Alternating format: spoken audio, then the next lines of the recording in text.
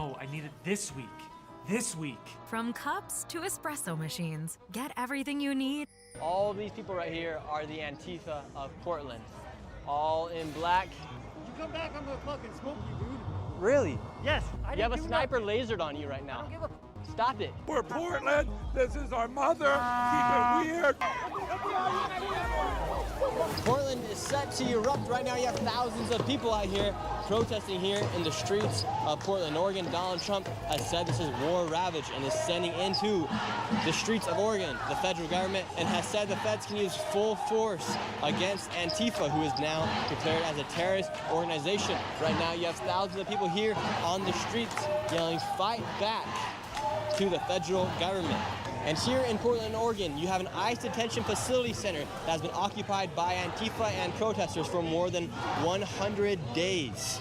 And assaults on ICE agents is up 1,000% since Trump took office for his second term. Who knows what will happen here in Portland? We're going to interview some of these protesters, and then we'll be going to that same ICE detention facility center where Antifa has one of their strongholds here in the United States. Antifa is now declared as a terrorist organization. Who knows what will happen? And now let's go hit the streets of Portland, Oregon, go talk to these protesters. So right now you have the governor of Oregon chanting, "Troops in Oregon, we say no.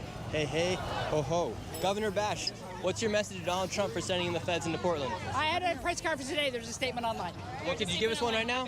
Nope, we can fill you in later. Thank you. Oh, come on, Governor Bash. Is this what democracy looks like? All right, the governor will not give a statement. Now they're chanting, "Whose streets? Our streets." What do you guys think about the feds coming into Portland? It's wrong. It's completely wrong. They say this is the stronghold of Antifa here in the United States, Portland, Oregon. Is Antifa a terrorist, do you think? No, because anti-fascism is an ideology. It's not one thing you can attribute. If anti-fascists are showing up against your administration, what does that say about your admin? And here, do you think the feds are needed to take down Antifa? Doesn't look like it to me. I don't know. I'm not a scientist. Do you think Antifa is a terrorist organization? I don't think Antifa plays any role in it whatsoever. Where's Antifa? Are they here? I don't know who they are. I'm just a proud American veteran who is fighting fascism. What's happening in our government is wrong. It's anti-American, and any patriotic American should be out here just demonstrating against what's happening. The largest and most known fascist in world history is Hitler. Where would you rank Trump? If you look at the first 2 or 3 years of Hitler's rise to power, he did not imprison as many people as Trump has. So Trump's imprisoned more people than Hitler in his first 2 or 3 years? Yeah, exactly. To what, 2,000-3,000 people a day? That's far less than were imprisoned during the first 2 years of Hitler in Nazi Germany. Do you think bringing the feds was necessary here to Portland? No. What do you guys think about Antifa, him declaring Antifa as a terrorist organization? I think it demonstrates that he doesn't know what Antifa is. Because these people here are anti-fascist, but the idea of Antifa as an organization, is that such a thing? No, it would be like saying MAGA is a terrorist organization. That MAGA is not an organization in the way that Antifa is not an organization. It's incoherent. And Trump has said this is war-ravaged Portland. Is this a war-ravaged city? Show me where the war is. Point to it. Not war-ravaged during the Black Lives Matters protests either. I was part of a Buddhist group, and we would go out at about 5 o'clock in the evening in Chapman Square, where at night there would be all the stuff going on. We would do peaceful walks. Never a problem. No one bothered us. We would see people setting up for the nighttime stuff, but it was all fine. If this is war ravaged, like I said, all wars should look like this. This is my fervent prayer. Do I look like a domestic terrorist to you? I'm a boomer. I'm a septuagenarian, and Donald Trump thinks I'm a threat to America? What's he smoking? He's a total fascist. Ma'am, you're moving pretty quick for a boomer. Look at you. You're pulling it and everything. That's right. Got to move when you have to. You know, I got to sit back for a few years taking it easy, but now it's not the time. We have to fight for everything we can get. Are you part of Antifa? Oh, yeah, right. Am I against fascism? Hell yeah, but it's not an organization. It's a philosophy. It's an ideology. It's just an excuse, a pretext for the government to find a way to invade our cities. So you're not a terrorist? No. Yeah, no, I don't think you look like a terrorist, ma'am. No, not lately. You're moving too quick with the walker to be a terrorist. Yeah, totally. So these people right here are anti-fascist. That's an ideology. But the group of Antifa is different. That's who Donald Trump has declared as terrorists. The organization of Antifa, the group of people that receive funding from groups to then go out and incite political violence against their opposition, as they are part of the group of and the organization of Antifa. Most of these people just have the ideology of being anti-fascist, which is not a bad thing. Nobody supports fascism, and nobody wants violence, or nobody wants a fascist dictator here in the United States. But the difference is between these people and Antifa is an organization who have now been declared as terrorists. These people, these old boomers right here, are not terrorists. They have the ideology of being anti-fascist, and they believe Trump is a king and a dictator, but I would not consider these people as terrorists. So you have that protest going on, and now we're heading over to the main protest, where a rally from Antifa is set to take place, as they have been controlling and occupying the outside of this ICE detention facility center for over 100 days. And who knows what's gonna happen here. We're heading over right now.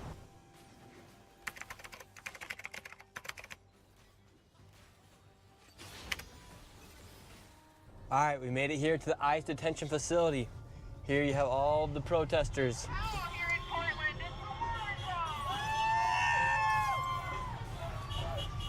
They're all outside of the ICE detention facility. Put the mask on, we don't want to blow cover too quickly. So this right here is the ICE detention facility center, where they do hold illegal migrants once ICE has gone out and got them. And right here you see all of the protesters. These guys, for instance, are all in black. They do not want to show their face. Those are potential members of Antifa. Antifa has had control of this location outside, occupying it for the past 100 days or so. And now this is set to be their rally. Let's see, they're handing out piggies. Little piggies that squeak. Calling the police and the feds pigs. Bubbles, not bullets, right? Right. So why do you put the bubbles out? It's an indicator, just like balloons. You watch where it's gonna go, that's where the gas is gonna go. And how long have you been protesting out here for? Well, I've been protesting in different cities across the country now since they broke out early this summer. So, what makes you so enthusiastic about protesting? Because there's a lot to protest. There's a lot that's wrong that's going on. A lot of people aren't buying the bullshit from Trump, basically. What do you think they should do with illegal migrants if they are here illegally? For instance, because the last 4 years underneath Joe Biden, there was like over 10 million. Should they all just be allowed to stay here, or how should Trump go about doing that? Well, first of all, I don't think anyone's illegal. I think that's just kind of like a hot button word that's used to basically create a us and them mentality, take away somebody's humanity by saying they're illegal. And Jonathan, you've been covering Antifa for a very long time. How dangerous and how violent are these people? Look, at the end of the day, the goal is to overthrow the U.S. government. They want revolution. They're here to destabilize America. They hate capitalism.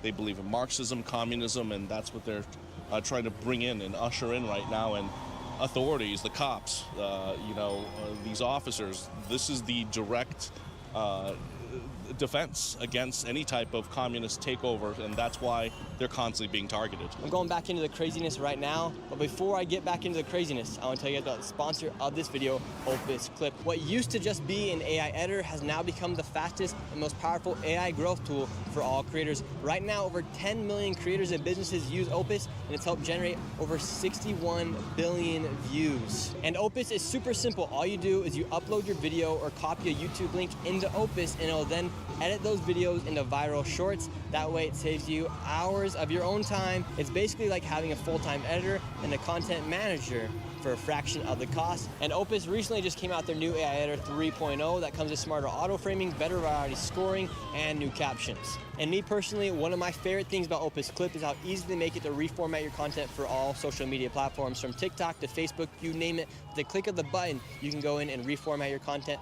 for all platforms. And for you guys watching this video right now, they're gonna hook you guys up with a sweet deal. You get 1 week free and 3 months at 50% off. All I have to do is use code NickShirley on their website. Go to the link in the description down below or in the pinned comment. I promise you guys, Opus is a game changer. And now let's head into the protest, or what could be a riot very soon. Sun is going down. Here we go. It looks like right now we have a counter protester going at it with some of the people.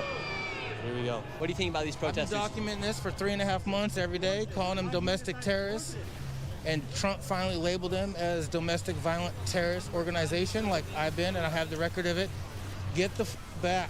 Your name You're is on Billy, too right? much. Yeah, my name is Lavelle Howard. You want the real name? Okay, thank you. Yeah. How much medication are you on?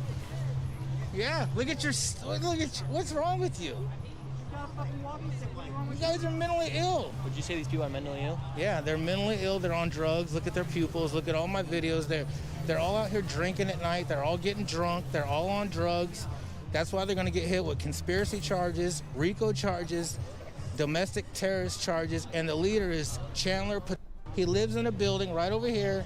He's the leader. I've interviewed him 10 times. The funny joke is everybody poops at Chandler's. Everybody does poop at Chandler's. That's what they do because he lets all the Antifa members go to his house and they have parties. They get drunk.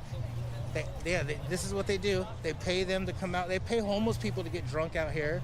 So it's an organization. It really is an organization where there's plans being made. People are getting paid. People have places to go and shower and bathe.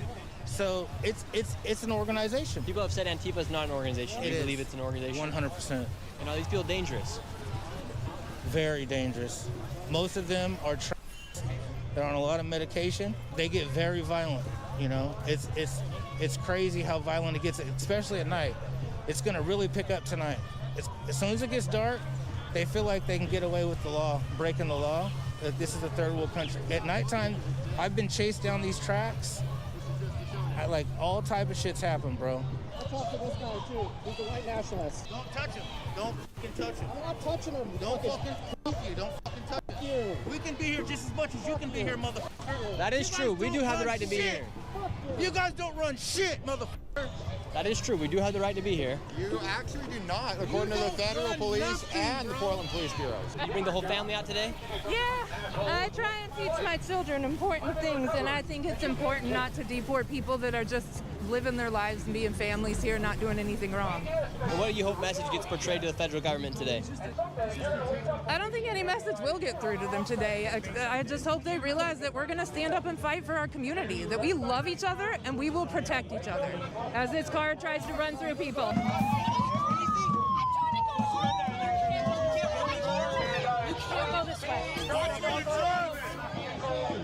This lady's trying to get through the streets. They're not letting her through. They're not letting her through. Tesla privilege right there, baby.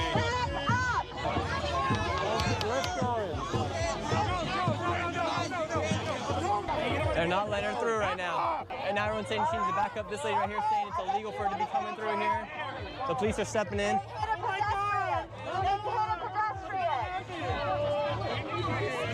Oh my goodness. You won't be able to get She hit a pedestrian. If you do not It's like the most Karen-looking woman ever. Are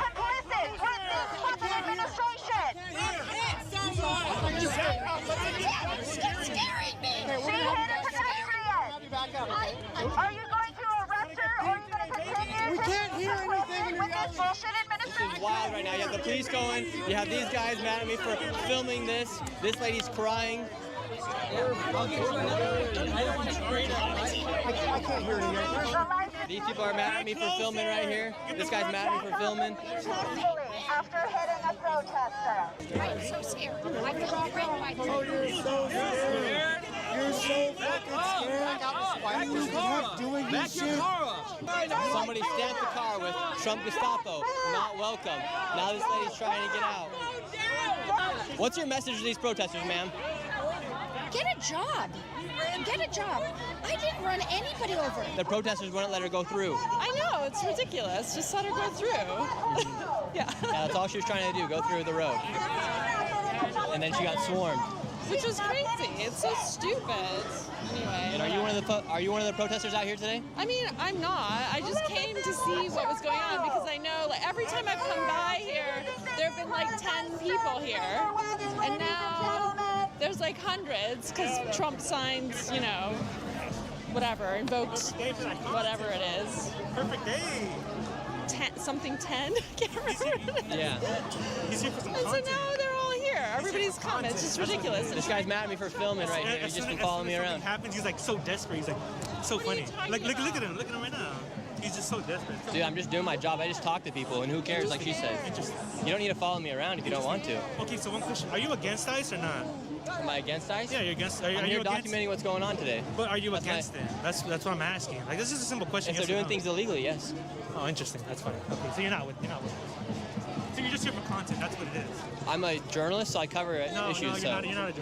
You're here for content. Exactly what you're doing right now. Look, I'm just talking to you. It's funny. Yeah, no. So you could have the do have the opportunity. You were just like, oh, to the cop, to the lady, to this and that. It's like that's not being a showing people what's going on. It's not. No. It's not being a showing people what's going on. No. But that's not being a journalist. That's yes, what I'm saying. What is journalism then? What you're it's showing people the reality of things as they really are. What you're trying to do and is you're getting mad at me for No, filming. I'm not mad. Yes, you are. No, what you're doing is that you're trying to catch content, bro.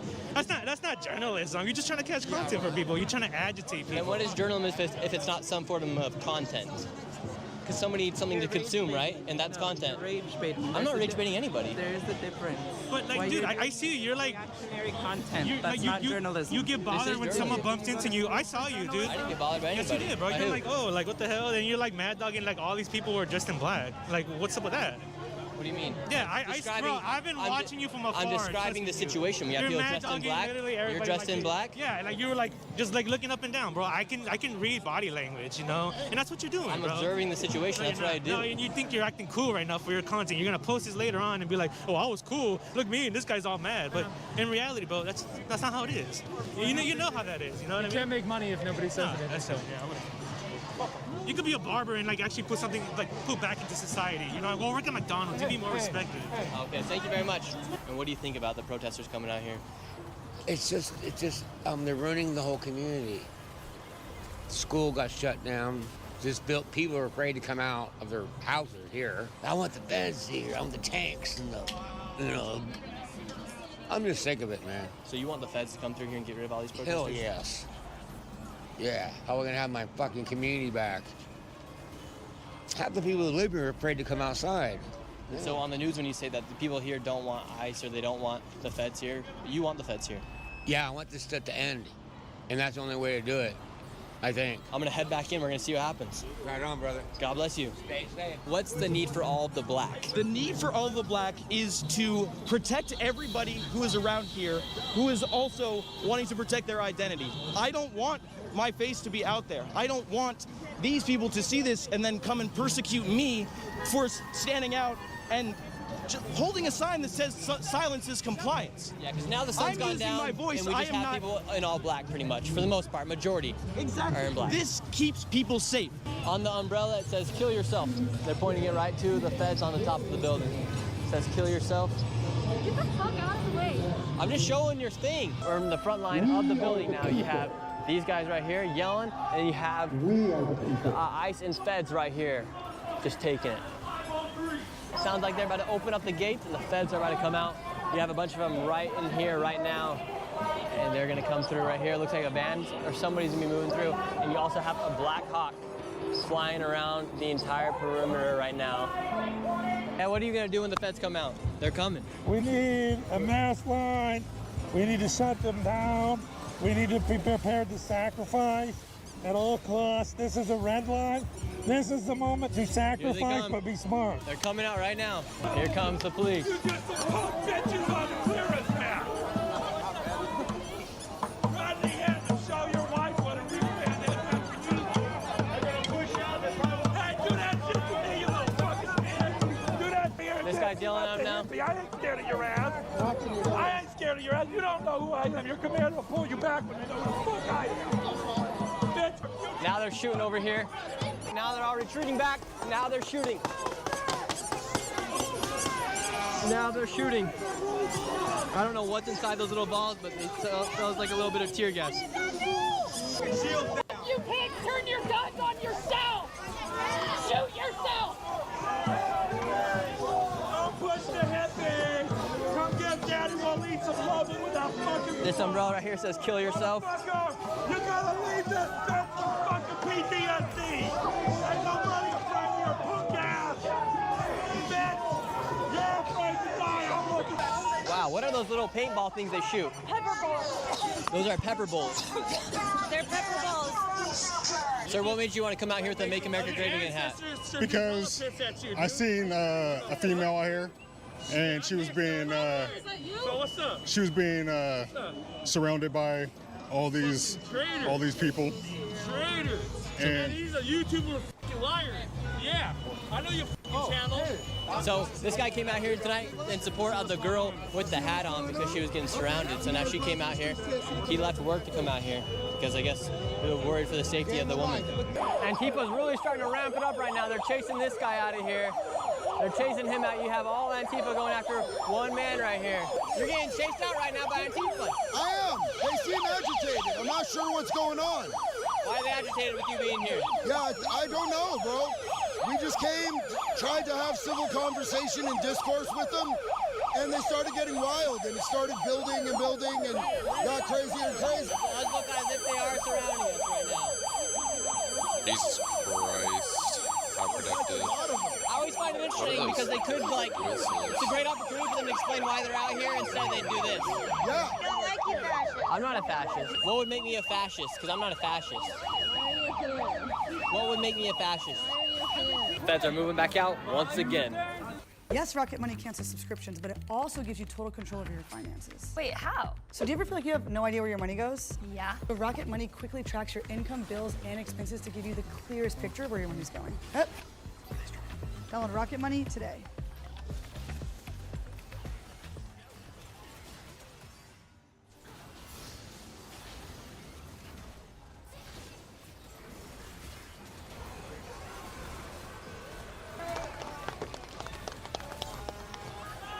Even the feds all have the gas mask on.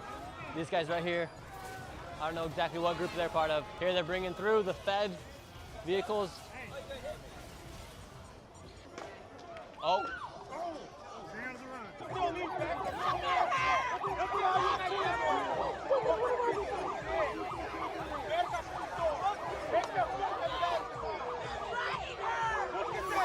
All right, they got one lady under arrest right now. This is DHS. This guy's asking for a 1v1. She's resisting arrest right now. There, they just pepper sprayed somebody.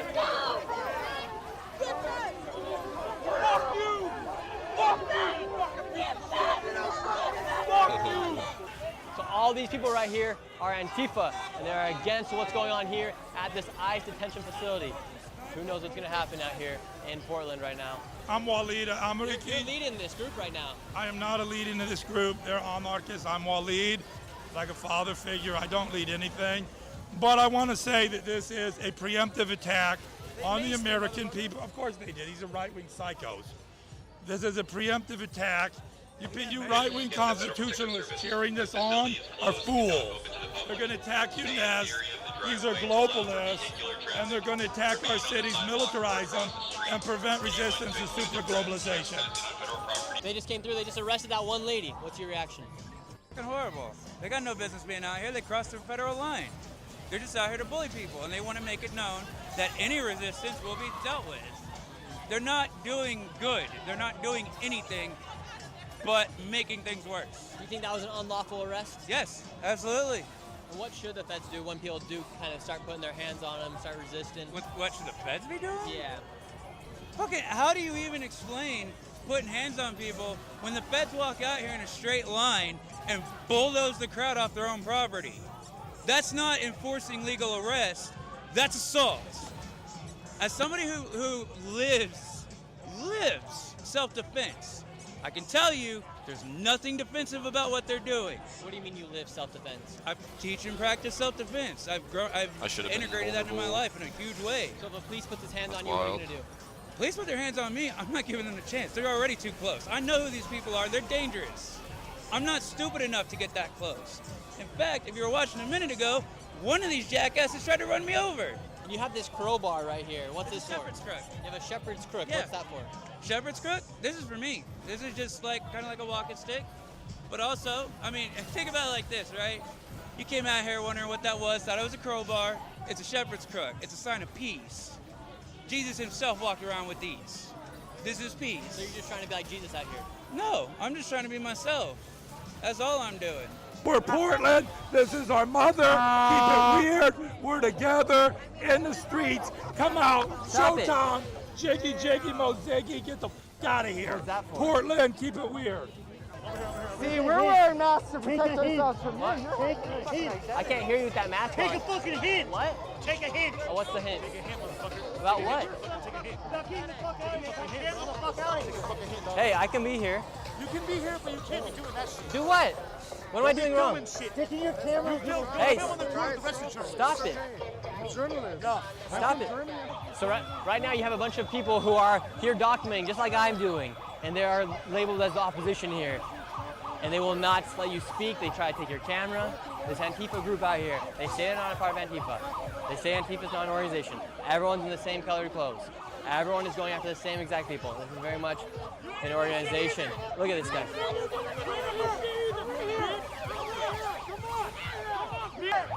It really does just, hey, what was that for? It really does feel like you're just a little kid. Somebody just came and charged me from the back. What was that for? Make me! Make me! Make me!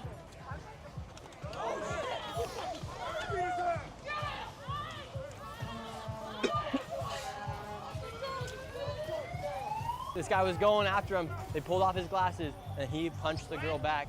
And now you have the whole entire mob coming after him right now. What's the purpose of the light? Oh, it's a cop light. They dropped it when he was swinging on a girl. Oh, really? So I just picked it up. I don't know how to turn it off, or I would turn it off. Really? Yeah. He's got a right to be here, dude. I'm not, I don't know how to turn it off. It's OnlyFans. Well, it's a light. Yeah, I can turn it off for you if you let me try. I don't like having people touch me. I'll have you. You're acting like a little boy. I am a little boy. What's the purpose of the light, bro? I don't know how to turn the fucking thing off. That's a lie. Give me it then. Let me turn it off for you. Don't do that. Let me turn it off for you. No, it's good. You're acting like a little boy. I'm a little brat. Tell everybody. But I'm not a Nazi. I never said you were. Well, I know, but I'm not a Nazi. We should actually put that down. Hey, stop touching me. I didn't touch you. I'm gonna insult you in about 2 seconds if you touch me. I didn't touch you. Stop touching me. I didn't touch you. I didn't touch you. Okay, he's gonna follow me. He's gonna follow me. Oh, look, he knows how to turn it off. He knows how to turn it off. What are you doing? Why are you following me around? Well, you're following people around with your camera. I'm not following anybody around with a camera. You don't have a camera and you're not I have a following? camera. I can walk around just like all these other people. I can walk around. Hey, don't touch me. I'm not. Look, you just touched me. God. Touch me. I didn't touch you. No. Look, all these people have cameras too. Go after them. So fucking They annoying. seem all right. Okay, cool. You kind of look like Kirk. It bothers me. Oh, that bothers you. Freedom of speech, right? Yep, freedom of You have the speech. right. Uh-oh, don't touch that thing. I didn't touch it. I got a left like a motherfucker, and they'll pick you up with teeth. Oh, really? Yeah. I didn't really. touch you. I'm not saying you did. I'm saying don't touch it. I won't touch you. Yeah.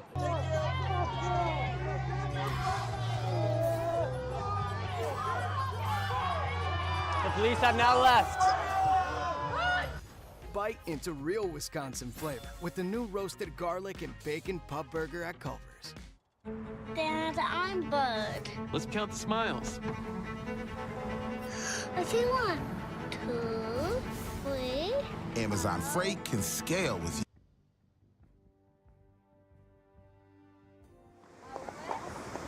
We're here walking along the beach in Tel Aviv, and as you can see, there are people out, their families out, enjoying the sea, as they should. It's peak summer.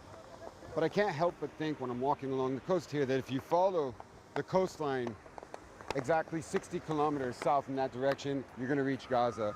And there, rights groups are saying that there's a genocide and a famine taking place, which obviously Welcome feels back to the extremely Philip DeFranco different Show. to what we're Daily seeing around us dive here. into the news. It's Thursday, and there's a lot to talk about today, starting with this. 2 Jewish people were killed and 4 others severely injured in the UK this morning after a man drove a car into a Manchester synagogue. And this guy got out and started stabbing people before being shot to death by the police shortly after the attack began. So given the nature of the attack and the fact that it happened on Yom Kippur, which is the holiest day in the Jewish calendar, police are calling this a terror attack. Right, at least as I'm recording this, we're not seeing a lot of footage that you would normally see in an incident like this from the scene and prior to the attack. And that appears to be largely because of the demographics of the area, right? Manchester, and this area in particular, has the highest Jewish population population in the UK, and generally speaking, observant Jews don't use devices on high holidays like Yom Kippur. And so for now, regarding a number of the details from this attack, we're waiting for that to come out. And I'm also saying attacker, and you're seeing attacker everywhere, because right now we don't know the suspect's name. Or you've got London police saying they believe they know his identity, but they're, quote, unable to confirm at this stage. Also, another hurdle in identifying the attacker was because suspicious items were found on the body, which required the bomb squad to come out. Though there, it's being reported that the items weren't viable and not a threat. And then with all this, it looks like he may not have worked alone, as 2 others have been arrested in connection with the crime. Also, as far as what we're seeing, you had Prime Minister Keir Starmer telling reporters, "The attack in Manchester this morning is absolutely shocking, and all of our thoughts are with those affected. I'm on my way back to London. When I arrive, I will chair an emergency COBRA meeting. I'm already able to say that additional police assets are being deployed to synagogues across the country, and we will do everything to keep our Jewish community safe." You also had the Israeli embassy condemning the attack and saying that such an act of violence should be perpetrated on the holiest day of the Jewish calendar in a place of prayer and community is abhorrent and deeply distressing. Right, and for Jewish people in the UK, this attack, it appears to be just another example of the rising wave of anti-Semitism, and here, a deadly one. In fact, according to the Community Security Trust, which is a charity that tracks anti-Semitic acts in the UK, 1,521 cases have been documented between January and June of this year. And that number includes a wide range of things, everything from graffiti and online abuse to assaults and other acts. But altogether, that means that this year has the 2nd highest rate of anti-Semitic incidents since they've started tracking it in the country. And with all this, in general, there's a real fear from the UK's leadership that this could lead to even further increased tensions between sectarian groups across the UK. And we may already be starting to see that play out. I mean, just a quick search on social media and you have people bringing up Israel and Palestine, the UK recently recognizing Palestine as a state, pro-Palestine marches in the country, though again, right now, we do not officially know any details about the attacker or his beliefs. But again, for now, we have eyes on this, and we're gonna have to wait to see what information comes from the investigations here. But then also, regarding the topic of anti-Semitism, we should talk about this news involving the ADL and FBI. Because Kash Patel, the director of the FBI, he just announced that the agency is cutting ties with the Anti-Defamation League, with them saying that they're an extreme group functioning like a terrorist organization. And this notably after Elon Musk and other right-wing influencers went after the ADL for its work documenting alleged racism and anti-Semitism connected to Charlie Kirk's Turning Point USA. Though technically, the ADL never actually labeled Turning Point an extremist or a hate group. Right? Instead, it described it as a right-wing student organization that provided a platform for extremists and far-right conspiracy theorists. They then also claimed that TPUSA's leadership and activists have made multiple racist or bigoted comments and have been linked to a variety of extremists, and they gave various examples there. And they then also argued that Kirk himself pushed numerous conspiracy theories about election fraud and COVID-19 and has demonized the transgender community, as well as promoted Christian nationalism. Right, and then connected to that, you had a fair share of people sharing screenshots of an ADL webpage talking about what's known as the Christian identity movement, right? Which is,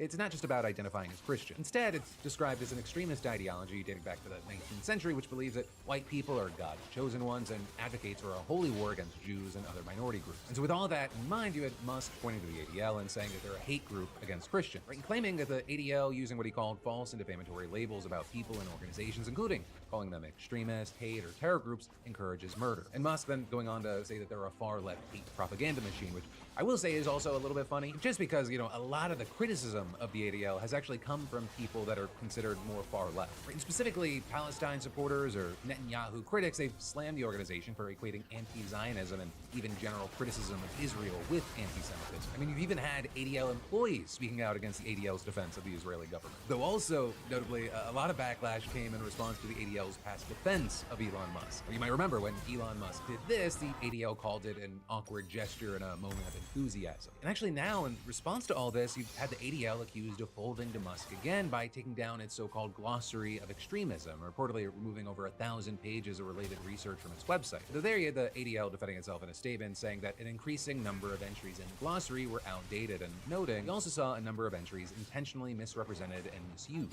But again, another big aspect of this backlash we're seeing it has to do with the ADL's ties to the FBI and other law enforcement. Because if you didn't know, the ADL's partnered with law enforcement agencies for decades to educate them on extremism and anti-Semitism. And actually, in the case of the FBI, it's mandatory for new agents to complete the ADL's Law Enforcement and Society Workshop, which, according to the description, examines the history of the Holocaust, the role of police under the Nazis, and the implications of the Holocaust for law enforcement today. I mean, you even had in 2014, former FBI director and I guess now recently indicted James Comey delivering a speech praising the ADL for its work, saying, "If this sounds sounds a bit like a love letter to the ADL, it is, and rightly so. But now you've got Kash Patel telling Fox News, James Comey disgraced the FBI by writing love letters to the ADL and embedding agents with an extreme group functioning like a terrorist organization in the disgraceful operation they ran spying on Americans. That was not law enforcement, it was activism dressed up as counterterrorism, and it put Americans in danger. Saying that era is finished. This FBI formally rejects Comey's policies in any partnership with the ADL. But then next up in the news, let's talk about Trump gearing up to send ICE to Bad Bunny's Super Bowl performance. Because in case you missed it, the NFL and Apple Music, they announced that Bad Bunny is going to be the halftime headliner this year. And that's not like...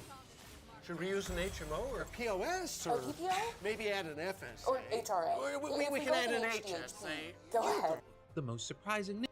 He's one of the biggest artists in the world. But still, because everything is stupid, that sparked a controversy. Because even though Bad Bunny is from Puerto Rico, which is an American territory, many on the right believe that this was an un-American choice. Or with some outrage that his music is primarily in Spanish, not English. You had people like Megyn Kelly even calling the selection an active middle finger to the right. And then others posting things like Roger Goodell and the NFL just decided to make the Super Bowl political. This is not a pick designed to unite football fans or let people just enjoy the show. It was a pick designed to divide fans, and no doubt Bad Bunny will find some way to push a woke message. Does this guy really scream American football to anyone? Right, and then with all that, you had people pointing to Bad Bunny actually opting not to do any shows in the 50 states for his recent tour because he has a huge Latino fan base and he was concerned about ICE. Or with him explaining there were many reasons why I didn't show up in the US, and none of them were out of hate. But there was the issue of, like, fucking ICE could be outside my concert. And well, now it's not just randoms and commentators online. This has reached the Trump administration. Or because you had Corey Lewandowski, a senior advisor in the Department of Homeland Security, going on a podcast and getting asked if there would be ICE enforcement at the Super Bowl, and there he said, there is nowhere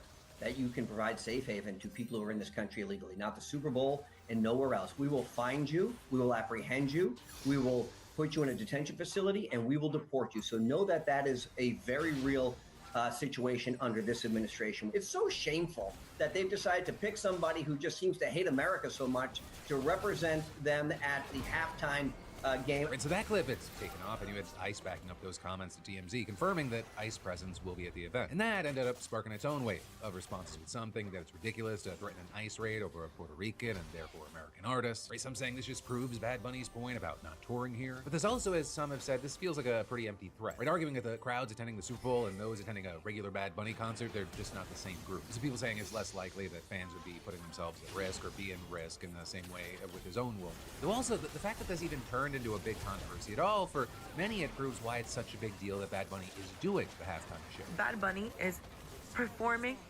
at the biggest stage on the biggest night in the United States when Latinos are being scapegoated, persecuted, and being talked about like we don't belong here. Bad Bunny champions his island, okay? He's constantly wearing his culture on his sleeve. It's representation. It's defiance.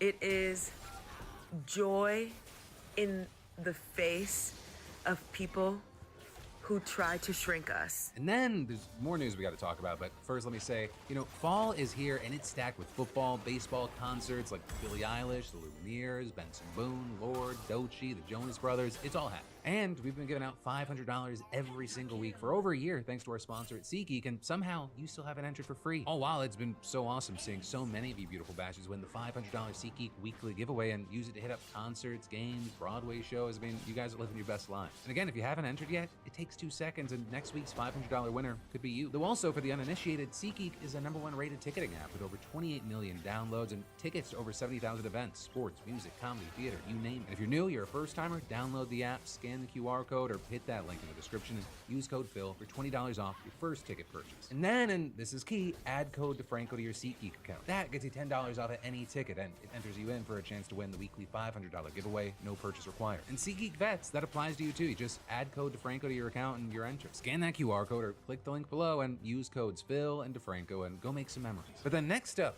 in the news, 30% of the people who responded agreed that Americans may need to resort to violence to get the country back on course. But that is what we're seeing from this new survey, and the details of it are very interesting because that 30% is up 11 points from just a year and a half ago. And while you saw increases for all party identifications, they did not rise equally. The Republicans went up 3 points, Independents went up 7 points, and Democrats shot up 16 points, going from 12 to 28%. But with that, while the Democrats had the biggest increase, that's only because Republicans were already so high. Right, a year and a half ago, Republicans were where Democrats are now in terms of support for potential violence, and today, they're even higher, showing 31% support. And so basically what you have are the Dems catching up. And as for why you're seeing all this, you had NPR senior political editor Domenico Montanaro, whose outlet was involved in the survey, giving his interpretation. And I think that it really speaks a lot to people who feel under threat in the country, whether they're targeted for hiring practices or feel like they don't have upper mobility or feeling like that the country's not going in the direction they want. In some senses, though, I feel like there's a failure of politics here overall, because if you feel that politics, which is the only way to really create change in the country, is the way to make that change, then you don't feel this way. But when politics people feel has let them down, then you start to see these kinds of openings. And that actually brings us to another poll that just came out, because it seems to demonstrate what he just said. Because it found that 64% of registered voters believe the nation is too politically divided to solve its problems. And that's up 22 points from 42% in the fall of 2020, which was when the US was dealing with COVID lockdowns and BLM protests. Right, and we're seeing all of this is now a third of people said that America's problems are so bad that it's in danger of failing as a nation. And that including well over a half of Democrats and only around 6% of Republicans. Right, and with all of this, I also think it's important to note the timing, because these polls, they happened after the Kirk assassination, but before the government shutdown. So it's very possible that some of these numbers may have shifted. Now, with all that said, there are things that Americans seem to agree on. Right, so for example, despite a third thinking that political violence may be necessary, 95% of Americans still say that it's a problem. Though then with that, when you ask about what kind of violence they're worried about, you get very different answers. Right, so for Republicans, you saw more concern about violence against public officials, whereas Democrats, they had more concern for violence against protesters. And then for many other issues, the broad surface level agreement, it also turned out to conceal kind of a deeper disagreement when you break it down further. So like, for example, only 12% of registered voters support revoking the licenses of TV stations that air programs criticizing Donald Trump. But when you narrow it down to just Republicans, that number jumps up to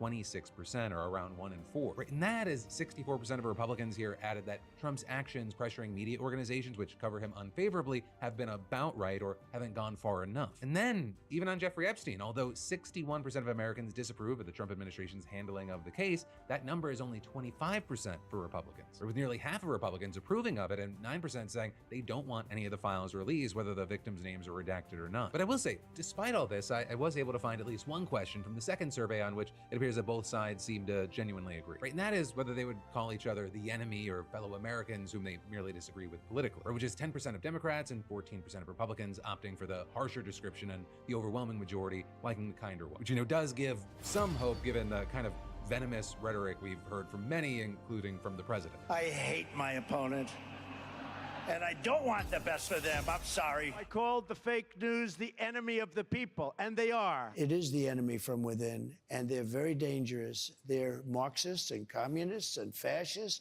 and they're sick. These people, they're so sick, and they're so evil. But then next up in the news, we should talk about why these 20 states are suing the Trump administration. Because they say that Trump's barred them from using federal funds to help survivors of sexual assault and domestic violence who can't immediately prove their immigration status. The AGs who brought this case, they're saying that even lawful residents and U.S. citizens could be shut out from these urgently needed services, and adding, people fleeing abusive households often do not physically have the legal documents needed to demonstrate immigration status. And adding, abusers will frequently restrict the victim's access to important legal documents as a means of control and as a tactic to prevent them from escaping the dangerous situation. And then with that, they also pointed to Trump's recent statements that appear to minimize the seriousness of domestic violence. Things that take place in the home, they call crime. They'll do anything they can to find something. If a man has a little fight with the wife, they say this was a crime, see? So now I can't claim 100%.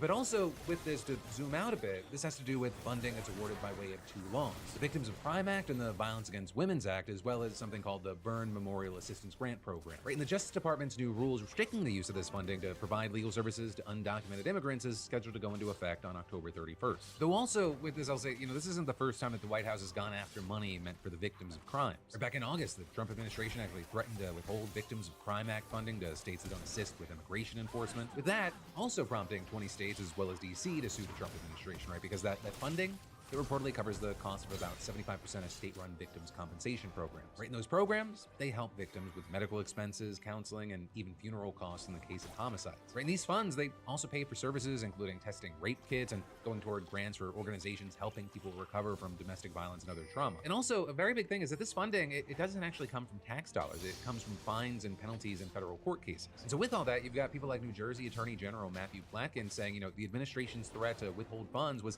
the most heinous act impact that he's seen in politics, and adding, these people did not ask for this status as a crime victim. They don't break down neatly across partisan lines, but they share one common trait, which is that they've suffered an unimaginable trauma. You know, what's really crazy is there's just a lot of stories like this. Every single day when we look to the news, there's kind of like 1 to 3 things that suck up all the oxygen. And it becomes very easy to forget or miss so many things that are actively happening. And with that, it brings us to the end of this video. You've got even more just a click away, or even the first episode of my brand new podcast, Crashing Out, with myself and Alex Perlman. Well, we promised each other that we'd do this for 3 to 6 months no matter what. Very happy to see y'all loving it. Also, for the newest Philip DeFranco show that you might not have seen, you can click or tap right there. And if you've got links for all my shows, all my podcasts, if you want to watch them on Spotify, Apple Podcasts, YouTube, or wherever you'd prefer to get filled in. But no matter what, let me just say thank you for watching. I love yo faces, and I'll see you right back here on Monday. Even when your room is 80 degrees, your bed can be 55. That's the Pod, a cooling cover that fits over your current mattress. It cools with water, not air, circulated through thin tubes to keep your body at the perfect temperature. Where other beds trap heat, the Pod removes it. The result? A 32% improvement in sleep quality, proven in clinical studies. What used to be hot 3 a.m. wake-ups is now steady, cooling comfort.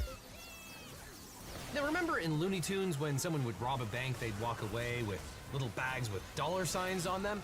Well, that's basically what Tom Homan did. The corruption was that cartoonish. Because usually when you get a paper bag from a fast casual chain, they ask, do you want fries with that? But when the FBI met Tom Homan in Texas, the bag had a lot more than pita chips. It had $50,000 in cash. Homan, the man who once ran ICE and now serves as Trump's border czar, allegedly took the money with the understanding that he'd hook up government contracts once he was back in power. That's definitely one way to supersize a value meal. Now, accepting 50 grand from undercover FBI agents seems like it ought to be a one-way ticket to prison, but here's the wild part. Thanks to the Supreme Court's bribery rulings, Homan might not even get a slap on the wrist. So today we're gonna break down who Tom Homan is, why the FBI stuffed a bag full of cash into his lap, and what the law actually says about whether that's bribery or not. Now, Tom Homan has been an immigration officer since 1984. President Barack Obama appointed Homan as Executive Associate Director of Enforcement and Removal Operations in 2013.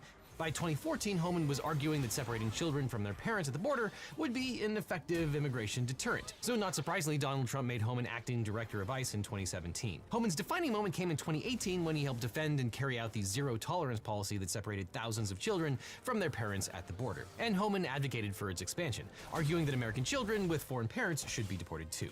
Why should a child who is an American citizen have to pack up and move to a country that they don't know? For their parent obviously entered the country illegally, had a child knowing he was in the country illegally, so he created that crisis. Now, after leaving the government, Homan became a TV pundit. On the side, he was acting as a consultant, advising companies who wanted to get immigration-related contracts. And Homan's most significant work was for the GEO Group, a company that builds prisons. Now, stick a pin in that because it's this consulting work that now has landed Homan in hot water. Now, as Trump's second presidential run took shape, Homan was one of the architects of the mass deportation plan. And during a 2024 conservative conference with other anti-immigration activists like Stephen Miller, Homan promised to help Trump pursue a draconian immigration agenda. Quote, Trump comes back in January, I'll be on his heels coming back, and I will run the biggest deportation force his country has ever seen. They ain't seen shit yet. Wait until 2025. So when Trump won the 2024 election, he appointed Homan as border czar. As Media Matters reported, Trump's immigration policies have since gone far beyond what was even in Project 2025, including banning asylum at the southern border, shuttering refugee settlements, ending birthright citizenship, and designating drug cartels as terrorist organizations. And Homan supported all of these policies. He even called birthright citizenship a, quote, historical myth. Now, as border czar, Homan is responsible for coordinating immigration and border policies across agencies like DHS, ICE, and the CBP, advising the president directly on immigration enforcement strategy and overseeing implementation of Trump's mass deportation initiatives, including the expansion of detention. But back in the summer of 2024, he was still outside of the government. And that's when Homan's name came up during a counterintelligence investigation. The FBI's initial target mentioned that a payment to Homan would help contractors get government contracts. And according to MSNBC, Julian Jace Calderas, who used to work under Homan at ICE during the Obama years, allegedly helped hatch the plan.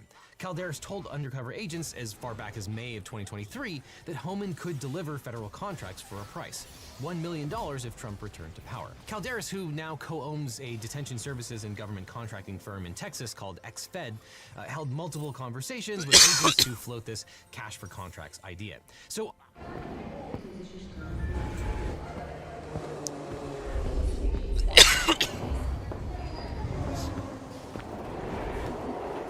Download the Kayak app to search and compare prices on flights, cars, and hotels from hundreds of travel sites. Then do what people do. Check sites Kayak already checked. Play word game, play different word games. Chortle, cool word, thought it would be worth more. Oh yeah. Back to the Kayak app for a great deal. Although the FBI didn't start out looking at Homan, they decided to set up a sting to see if he would bite. By the time the sting culminated in September of 2024, Calderas and Homan were sitting side by side in Dallas. And the FBI cameras caught Homan allegedly accepting $50,000 in a kava bag, plus Calderas himself allegedly pocketing $10,000 from the same agents. And Homan reportedly indicated that he would arrange immigration-related government contracts in return, and that he would hold the bribe money in a trust until he joined the Trump administration. But at the time, Homan was running a private consulting shop, publicly boasting that he would return to government in a top role if Trump won in 2024. Calderas, now CEO of XFed, stood to benefit from his old ties to Homan. His company markets itself as veteran and minority-owned, with a, quote, insider perspective on DHS procurement. Yeah, I'll say. Now, Calderas told MSNBC that he didn't have any knowledge of the investigation. Now, with this evidence, the DOJ opened a grand jury probe in the Western District of Texas in December of 2024. And according to the New York Times, DOJ leadership debated if the evidence they had on Homan was strong enough to be indicted. They decided to wait and see if Homan acted on his promises once he accepted the position in the Trump administration. However, 6 sources told NBC News that once Trump appointed Homan as border czar, the case stalled. In February, Emil Bovee, who was then acting deputy attorney general and is now a federal judge for life, was briefed on the case. Bovee was unhappy with the investigation and said it was an example of a deep state operation. Now, as we've discussed before, Bovee himself is unbelievably corrupt. Among other things, not long after the meeting where he criticized the Homan probe, Bovee ordered prosecutors to drop corruption charges against New York City Mayor Eric Adams, and many career prosecutors resigned in protest. Bovee then departed to become a federal judge, again, for life. But in any event, FBI Director Kash Patel shut down the investigation into Homan. Patel and Deputy Attorney General Todd Blanche claimed the Homan investigation was politically motivated and that there was no credible evidence of any criminal wrongdoing. And the White House said that Homan has not been involved in awarding any contracts since he joined the administration. And Homan claimed back in December he would recuse himself from anything having to do with government contracts. However, quote, in June it became clear that wasn't the case. According to a detailed account of a Defense Department meeting that month, a Navy official noted Homan's participation in a military contracting process, saying the border czar had been briefed by industry, government parlance for meeting with private companies seeking contracts. Homan was then expected to discuss the matter with Secretary of Defense Pete Hegseth. So yeah, that looks incredibly bad and corrupt. But now that the scandal is public, Homan denies breaking the law. Look, I did nothing criminal, I did nothing illegal. And it's hit piece after hit piece after hit piece. And I'm glad the FBI and DOJ came out and said, said that nothing illegal happened and nothing, no criminal activity. But here's what Homan didn't say on Fox News. He didn't say the story was false, and he didn't say he turned down the $50,000. What he did say was, I didn't do anything illegal. And here's what Laura Ingraham never asked. Did he take the cash? Did he stash it in a trust? Did he spend it? Or is it earning interest in some Swiss bank account? Now, Tom Homan has never explicitly admitted that he took the money, but he defended his actions by saying, quote, I'm back on a government paycheck.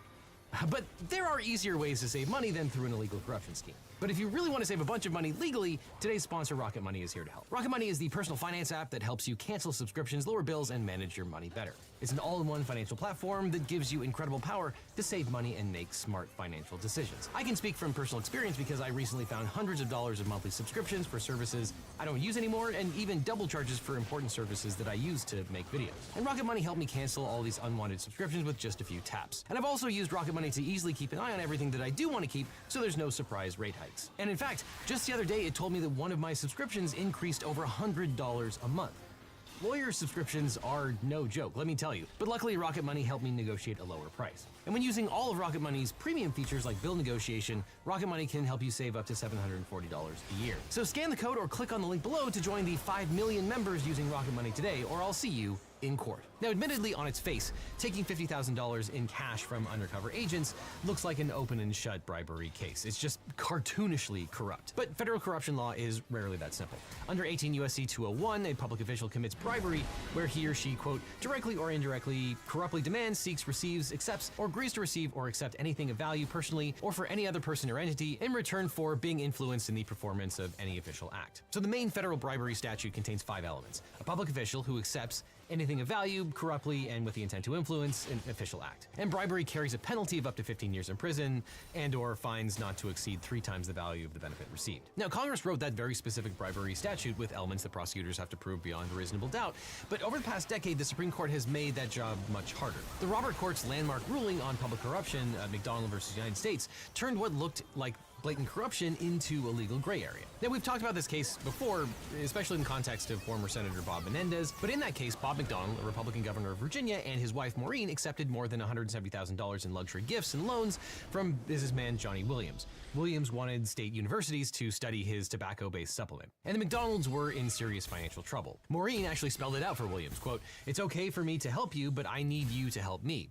And Williams got the message. And McDonald delivered by setting up meetings, hosting events, and making introductions to boost Williams' case. Now, a jury convicted McDonald in 2014 of honest services fraud and extortion under the Hobbs Act, which is the federal law prohibiting extortion. And that seemed like a pretty clear quid pro quo, but then the case reached the Supreme Court. And the Supreme Court overturned McDonald's conviction. And the court's decision turned on whether McDonald really gave Williams anything that could be termed an official act. Because under the statute, an official act is, quote, "any decision or action on any question, matter, cause, suit, proceeding, or controversy, which may at any time be pending, or which may by law be brought before any public official, in such official's official capacity, or in such official's place of trust or profit." But the Supreme Court construed the words question and matter narrowly. And according to the court, for the government to prove its case, there needed to be, quote, "something more before an event, meeting, or speech related to a pending question or matter became an official decision or action." And the Supreme Court said something more is required than just favors or introductions. To count as bribery, an official has to actually take a step forward to a government decision, pressure another official to act, or give advice knowing it will shape an official decision. And the court drew a line between casual support and real government pressure. Hosting events or arranging meetings, the justices said, do not qualify as official acts. So the court overturned the conviction and remanded the case to the Fourth Circuit to decide whether McDonald's other actions were official acts under the new definition. So after the McDonald decision, the elements of corrupt intent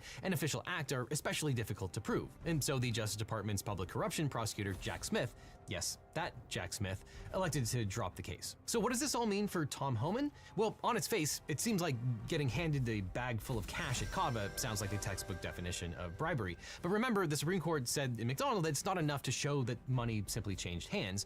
Prosecutors have to show a quid pro quo, that the money was given in exchange for a specific identifiable official act. And that's probably where this case against Homan runs into trouble. In August of 2024, when the sting went down, Homan wasn't working for the government. He couldn't award contracts at the time, sign off on detention centers or green light ankle monitoring programs. And he allegedly said that he'd hold the money in trust until he rejoined the future Trump administration. Now that's a promise, and an incredibly shady and corrupt one, but it's not the same as an official act already pending before him in his role as border czar, because at the time, he wasn't yet appointed to the government. Now, on top of it, we don't know exactly what the FBI caught him on tape saying, but Homan may not have gotten into details with the agents, like discussing a specific contract or leaning on a government official to push one through. But this really highlights the problem of ending this investigation early, and the fact that the FBI stopped this investigation might be even more corrupt than Homan's original bribery. So fair enough that handing $50,000 in cash to a civilian who's not in government is not in and of itself corruption or bribery, but apparently the man said, "Hey, thank you for this money. When I become a public official, I will then do all kinds of official acts, including steering government contracts to my buddies." It seems like it's only a matter of time until he actually commits that official act and completes what's necessary to form the crime of bribery. Unlike the McDonald case, where making introductions or making phone calls wasn't necessarily an official act, I'm willing to bet that even this Supreme Court would agree that if you have control over steering government contracts and you then steer those contracts, that would be considered an official act. Now here, we don't even know what Homan has or has not done to steer government contracts. And if the investigation continued, he very well might have eventually overtly engaged in behavior that would have qualified as an official act and steered contracts to the people that gave him thousands and thousands of dollars in cash. But it really seems like when you have a guy who had an official role in a presidential administration, who cartoonishly receives bags full of money, and then also cartoonishly says, "Hey, as soon as I'm back in the administration, I'm gonna start steering these contracts to you," that's a guy you should probably watch. And on top of that, another reason to keep an eye on a guy who's engaged in cartoonish corruption is it's not clear whether he would have declared the $50,000 in cash on his tax returns. In fact, the only reason you take possession of $50,000 in cash and a fast casual food bag is to make sure that you don't have to declare that income on your tax return. So if this FBI investigation had continued, I'm pretty confident that eventually Tom Homan would have made good on his promise and engaged in outright bribery. But even if that wasn't the case, and I'm skeptical, I think they eventually would have had a very strong case of bribery. Even accepting that as true, eventually they'd probably have a slam dunk case for tax fraud. Because the IRS doesn't care whether the money came from a kava bag or a payroll check. Under federal law, all income is taxable, and that includes money earned illegally. And courts have long held that bribe money, drug money, and even embezzled funds must be reported on your taxes. Just ask Al Capone, who dodged murder charges but went to prison for tax evasion. If Homan pocketed $50,000 and failed to declare it to the IRS, then that's a straightforward tax crime. But even if bribery was too shaky, which I'm not sure about, I think they could have made a strong case depending on what Homan actually did, there are some other crimes that would fit. Public corruption prosecutors have used a whole menu of options to prosecute crooked officials, though that has been scaled back in recent years.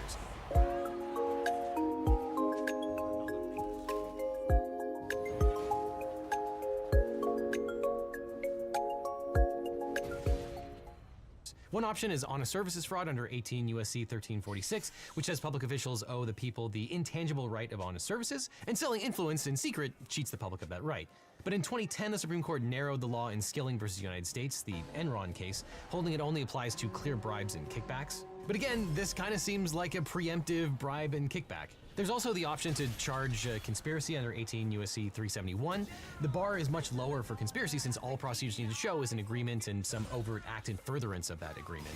So this means you don't actually need a successful bribe to charge conspiracy. All you need is an agreement and an overt act towards the end of that agreement. And a bag of cash and a kava bag could check that box. And even if the actual bribe didn't amount to an official act, prosecutors could charge conspiracy to commit bribery in the future. But since this meeting happened sometime in the summer of 2024, before Trump was elected and before Homan was appointed as border czar, prosecutors would have trouble showing that there was an official act before the Trump administration took power. But on the other side of the coin, all you'd need is some overt act in furtherance of the conspiracy once Homan was an actual official. But it's clear that this administration doesn't want one of its guys to take the fall and just spiked the investigation. It's clear that the Justice Department under other presidents certainly would not let Homan walk away with $50,000 in cash without charging him with at least a failure to report that money. But here we have a DOJ and an administration that's openly corrupt. Obviously, AG Bondi and FBI Director Patel don't care about the money or the corruption. Even if they couldn't prove bribery at the time just because of the sting,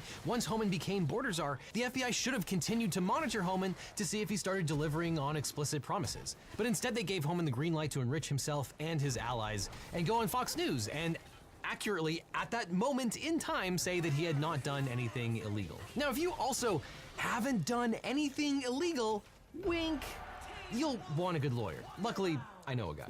Now, after I started this channel, every week I'd get hundreds of comments and emails from viewers who are dealing with legal problems. And they'd ask, can you help me find a lawyer? How do I know if this attorney is any good? And there's a massive gap in our justice system. It's that people don't know how to find the right lawyer for their specific situation. They're scared, they're overwhelmed, and they end up doing nothing or hiring the first attorney who calls them back. And that really bothered me. So I started to wonder, what if there was a different way? What if we could build a law firm that actually lived up to the values that I talk about on this channel? Transparency, accessibility, and putting clients first instead of chasing billable hours. A firm where you don't need to pay anything up front and your lawyers only get paid.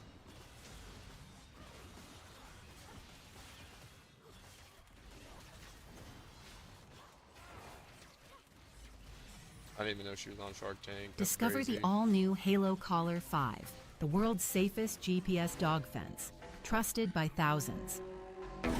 Chevy makes America's most dependable trucks. Okay, listen, it's 9:39, which means we are going to watch the worst Shark Tank episode ever. Guest starring the one and only Gwyneth Paltrow of Goop fame is the lowest rated episode of Shark Tank of all time. All right, here we go. Tonight, Gwyneth Paltrow, Oscar-winning actress and founder of lifestyle juggernaut Goop, joins the tank. First in the tank is a healthier version of a favorite breakfast indulgence. What was the thing that Gwyneth Paltrow sold? Wasn't it like a vagina candle? A vagina-scented candle. Okay, good. She is indeed qualified then to investigate the average Shark Tank product. Oh.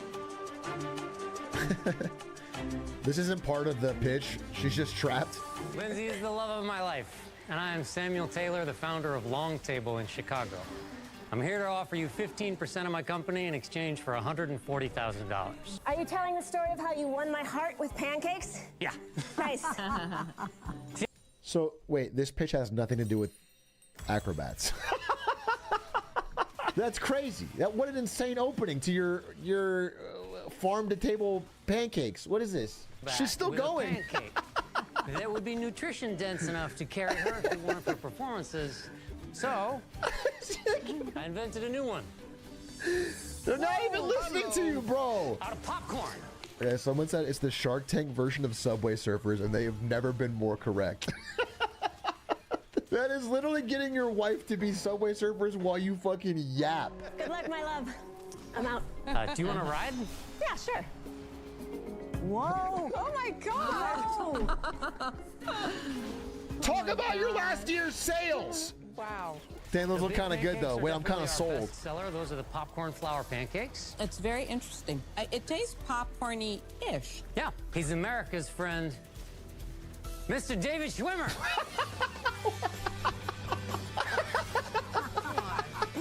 Bro, how could you be less confident in what you're pitching? That you need your wife to do a fucking trapeze show and then Ross from Friends to show up and serve the waffles. Just tell me if the business is good or not. Hi, Sean. Wait, can I go hug him? Gwyneth. I have to hug him. What on earth are you doing I here? know, this is crazy. I'll explain. Okay. So, This is very good. I'm here, obviously, because I think these pancake and waffle mixes are hands down the best I've ever had. Having said that, I'm not an investor. I have nothing to gain other than, yeah. So when the pandemic hit, Mark is not investing. I think body language alone, he's going to eat his waffle and he is going to be out. This is 5 pounds of whole grain. And to present the crepes next, my president friend Joseph R. Biden. So let's talk about sales. Let's do. From Over the 2015 years. to 2019, we did about $20,000 a year in sales. It's really low. Doing $20,000 a year, it's hard to live off that. Social media is not my strong suit. That's a problem. Well, don't worry. You could always bring in the cannon. Mr. Wonderful's got your back. 2 to 3 likes per post guaranteed.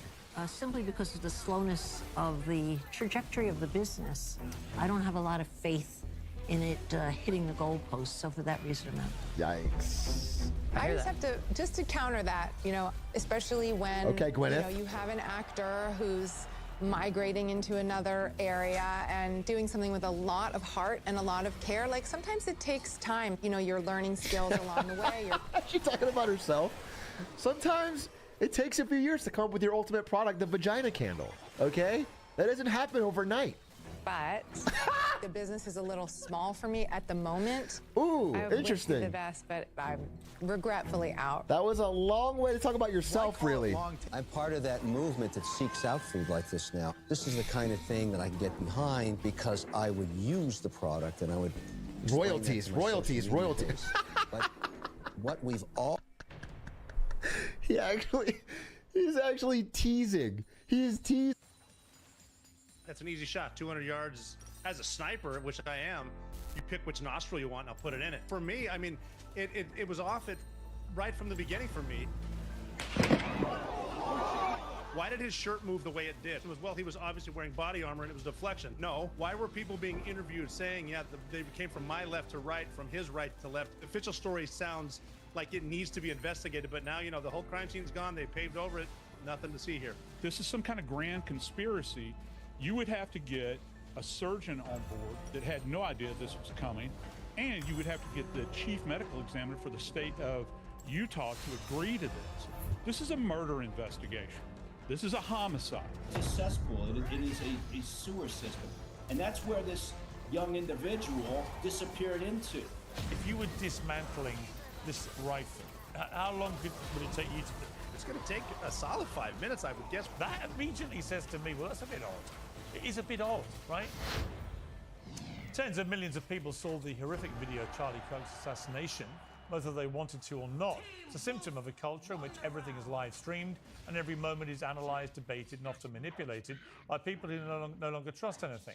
If you spent any time at all online in the past week, you'll have encountered many conspiracy theories about Kirk's death and so-called evidence that the official story is incomplete. Everyone from Joe Rogan to Candace Owens has speculated with varying degrees of intensity that there's more to this than meets the eye.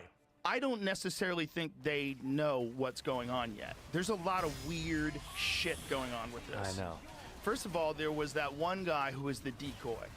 The family says that the photo of the young man that is coming up the stairs, which was shared, that blurry image, is definitively not Tyler Robinson. And let me just say, I never thought it looked like him. Neither did you.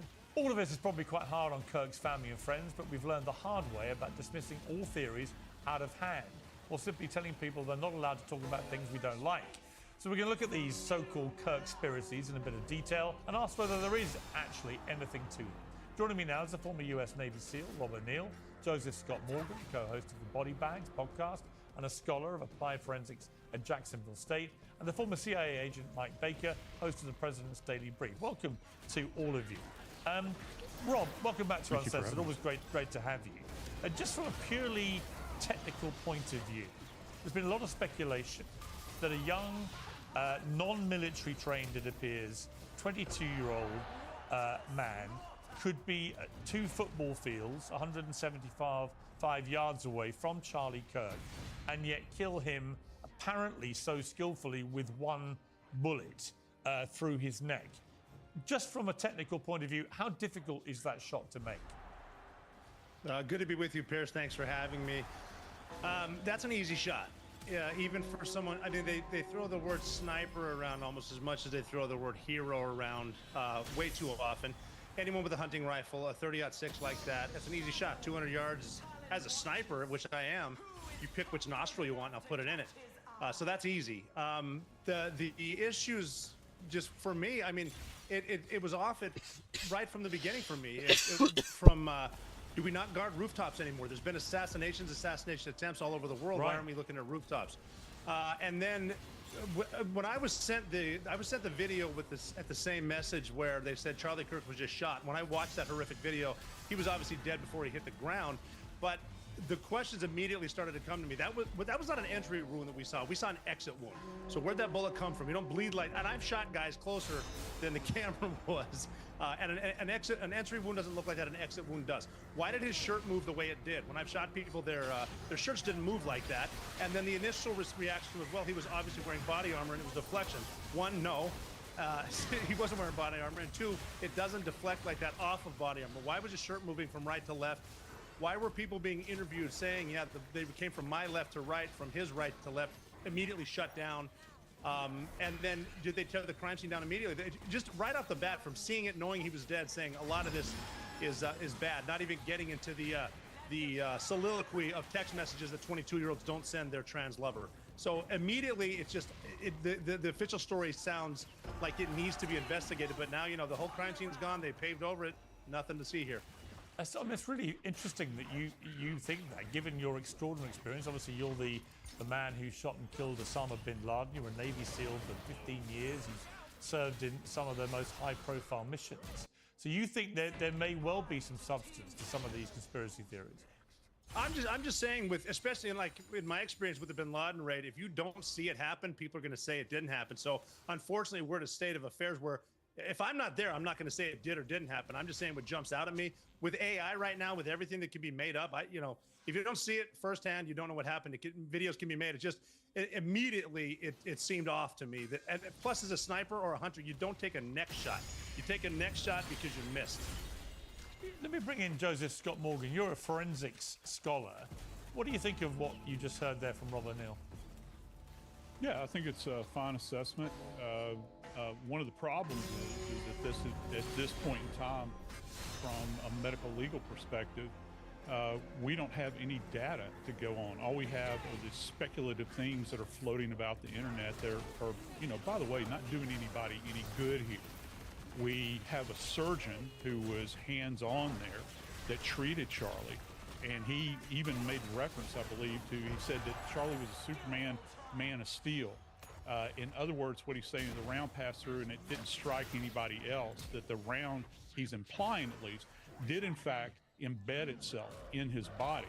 Now, what the status of that round is, I don't know. We don't have an autopsy report yet either, which is a huge problem if you want to speculate on wound tracks and these sorts of things. And there are people out there that are actually saying that there was not an autopsy performed, even though it is required by Utah state law. The state medical examiner is put into that position where they have to do the autopsy.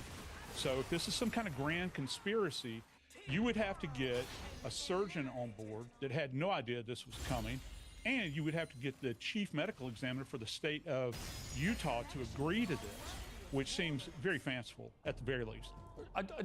The autopsy thing is totally baffling. Why would there not have been one? Yeah, it's... First off, let's stop using the word assassination. That's one of the problems we ran into with Kennedy. From a death investigator's perspective, a forensics guy's perspective, this is a murder investigation. This is a homicide, all right? You politicize it when you say assassination. Let the Utah State Police and let the medical examiner do their job in this particular case. Let them work this case as it is, as a homicide, and draw upon the physical evidence. And the reason we don't have these documents right now is this kid's going to be prosecuted. They're going to take him into court, and they're going to prosecute him, and they're going to seek the death penalty. So don't be shocked if we don't see an autopsy report for some time. And don't be shocked if the Utah State Medical Examiner keeps their mouth shut in here, because there have been other cases where people have run their mouths in advance, and it winds up getting in far more trouble. But does your gut tell you, Joseph, that this is most likely to have been the shooter we saw on the roof, who is this 22-year-old who's obviously facing the charges and the death penalty? Yeah. You know, at this point, I have no other reason to believe that it was someone else, you know, some phantom that may have snuck up behind them, that had popped off some kind of round from some other type of weapon platform that would have been in his rear. It seems to me, and look, I agree with Rob relative to the round. This is a very easy shot. I'm older than most of you guys. I had to qualify with iron sights at 300 yards in the Army. I'm not a very good shot, but way back when dinosaurs roamed the earth, that's even an easy shot with a steel sight. So yeah, I'm not. You know, with a telescopic sight from that range, yeah, I think it'd be a walk in the park. Let me bring in Mike Baker. I mean, Mike, whenever there's a high-profile shooting like this, there's always raging conspiracy theories, and that's been massively exacerbated by social media and by a lot of, you know, people probably in the world of debating these things, sometimes acting in deliberate bad faith, where they're just running with the conspiracy theories because it's getting loads of views and making money and so on. And I'm not going to be a hypocrite. We're running a debate here about the conspiracy theories to try and get to some reality, but I certainly don't want to promote stuff if it's outlandish. With all your experience as a former CIA agent, what is your overview of the Charlie Kirk killing? Yeah, look, things, most of the time, things are pretty much as simple as they seem. Right? And the other truism here is social media and the internet, I don't want to sound like a Luddite, but pretty much destroys everything it touches. Right? So the social media conspiracy theories started literally within a couple of minutes of people becoming aware that Charlie had been shot. You know, everything from this is a professional hit, and the unwarranted confidence of people on the internet and in social media to push forward their ideas is astounding. One minute they're a Russian criminologist, one minute they're a pandemic expert, you know, the next minute they're an expert on assassinations. And if you combine that nature of human, you know, tendency along with AI and deep fakes, it's no wonder that, you know, you disappear into social media and it's a cesspool. It is a sewer system. And that's where this young individual, you know, disappeared into. Right? So the idea, you know, I'm not, again, you always have to be careful. Every investigation has to be built on facts, right? On evidence, on information. And our tendency, because we want an immediate answer because we've all been trained for that, and everybody's got ADHD, is they don't have the patience. And this was just pointed out. I agree with everything that was just said. You got to give these investigations time to sort themselves out. But that's not what people want. They want an immediate answer, and if you don't fill that void, they're just going to make crap up. Everything that you've read, though, from more authoritative sources, is there anything ringing alarm bells? I mean, people have been talking about why did he leave the weapon wrapped in a towel? You know, a lot of coverage about him running across the rooftop. Would he be able to disassemble the rifle as fast as he apparently did, throwing it down his pants and jumping off the roof, and so on? Is there anything about any of this which, to you, rings alarm bells or not? No. I mean, again, that's you know, it's a simplistic answer. And yes, the investigation's still ongoing. Never say never, right? You never, you know, there's always going to be something that could surprise you. But look, this guy obviously looked at Butler as an example. Rob said it himself. At what point do we look around? You could have scouted that perimeter and without really any formal training and said, I think I see a few problems here. And that's, I would look at this from more of an operational perspective, is how do you prevent the next one? How could you have prevented this? Well, look, it's hindsight, and that's a terrible thing to go on. But at the same time, they should have locked this down a long time ago. Charlie was getting death threats. He talked about them.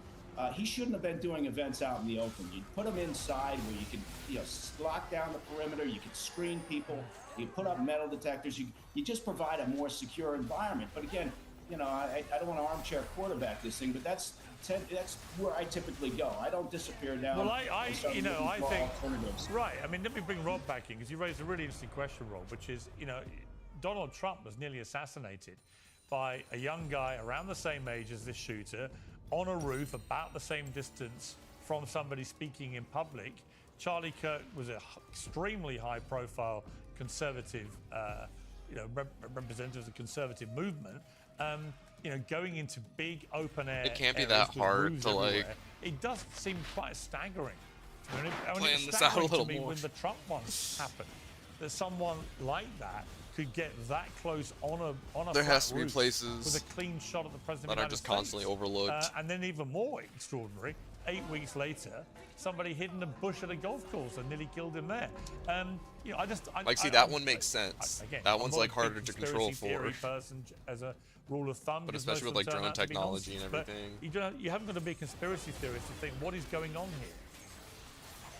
Yeah, I agree with you. I wasn't with the security team. I don't want to pass judgment on their decisions that were made, but it's like it almost seemed like in the aftermath too, everyone's shifting the blame where he had personal security, where there should have been local cops. Well, the campus security had this. It's like, look, man, give me 5 dudes, tier 1 guys, we'll lock it down. And the first place we're checking is the rooftops. Then we're checking the bushes. You're looking for little stuff like perfect circles and perfect circles, perfect squares, perfect lines don't exist in nature. So you're looking for scopes, you're looking for lines of a barrel, stuff like that. It should be locked down. And then, I mean, just even going back, speaking of conspiracies, going back to 9/11 with the plane hitting the Pentagon, we have one camera on the most secure area in the world. Why is it now in 2025 we got grainy footages of a dude who might not be the dude? I mean, you got people with this technology all over the place. Everyone's got a camera in their hands. Why is it we get one grainy footage of a dude that looks like someone's son? It just doesn't make sense to me. I mean, you go back to, was Jack Ruby just a great American because he killed Lee Harvey Oswald while he was saying he's a patsy, or was he a patsy? Who's involved and why? And it's, again, and just because I'm talking here next to my phone, the algorithm's listening to me, it's going to start shifting all this conspiracy stuff so I can look at it when I'm scrolling through my phone. So it's very important to realize what's real and isn't real. But it seems to me like, nobody's really been fired or gotten a lot of trouble for stuff that's happening. That, I mean, look at the Secret Service detail. Look at the cops that were in that town. What have the counter snipers done? Is there any accountability other than the people who get shot? I mean, at some point there's got to be truth telling and accountability. I'm seeing none of that except conspiracy theories. And everyone, myself included, is an online lawyer that has all the answers. Let me get straight to the point. Gold is up by around 40% this year. That's not speculation, that's reality. And if some of your savings aren't diversified into gold, you're missing the boat. Here's the facts. Inflation is still too high. The US dollar is still too weak. And the government's debt is insurmountable. That's why central banks are flocking to gold and driving prices to record highs. It's not too late to get involved. Birch Gold Group will help you convert an existing IRA or a 401k into a care business founded by scientists. Their patented OS1 peptide is scientifically proven to target aging at the cellular level.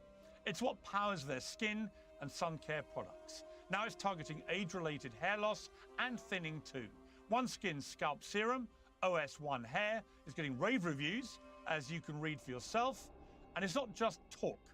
OneSkin scientists did a clinical study showing that after 6 months, participants had significantly thicker and denser hair.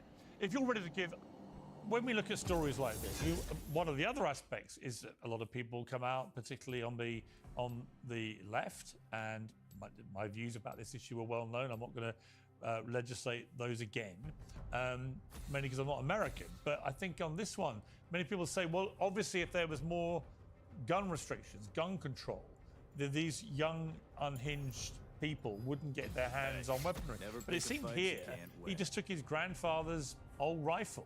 I'm not sure there's any new gun control law you could bring in that could stop that happening. I mean, what do you think of that part of this debate? No, there's not. What are you going to do? Go to every house and get Papa's old hunting gun? You know, because that's what this comes down to. We're talking about a Mauser 98 bolt-action 30-06 rifle. Look, I live in the South. I can tell you the lion's share of people have at least a bolt-action in their house, all right, and a shotgun. And, you know, what are you going to do? Go door to door and seize all of the weapons? That ain't happening, I can tell you that. Yeah. So the idea that this can be some way interdicted, I think is quite, it's an interesting consideration. But on the other hand, we've got an entire generation that's out there that has little or no help for mental health issues. And I think a lot of this goes back to that. You know, you begin to think about the road this guy was on, and I don't personally know him, but I do know that he's disturbed enough, at least at this point, it appears, that he's willing to take out Charlie Kirk in front of hundreds of other people. And by the way, if you just track that round from where he fired from, if he was off just a couple of inches, that round would have been powerful enough to have passed through maybe a couple of people en route. He had a very small window that he was aiming through. If you look at the top of that tarp and then the top of the heads below, that guy had to get that shot off through there. If he had miscalculated in any way, it could have killed other people. So you've got somebody that certainly is not risk averse here. And the big question is, why would that be? Why would this be normalized behavior? Because I got to tell you, it kind of seems like it is sometimes. Yeah, I don't disagree. Mike, one of the big sort of conspiracy theories raging, and Joe Rogan was particularly skeptical about this one, was the role of a guy called George Zinn, somebody who acted irrationally, erratically. The scene was initially arrested. Let's listen to what Joe said. This guy was at 9/11.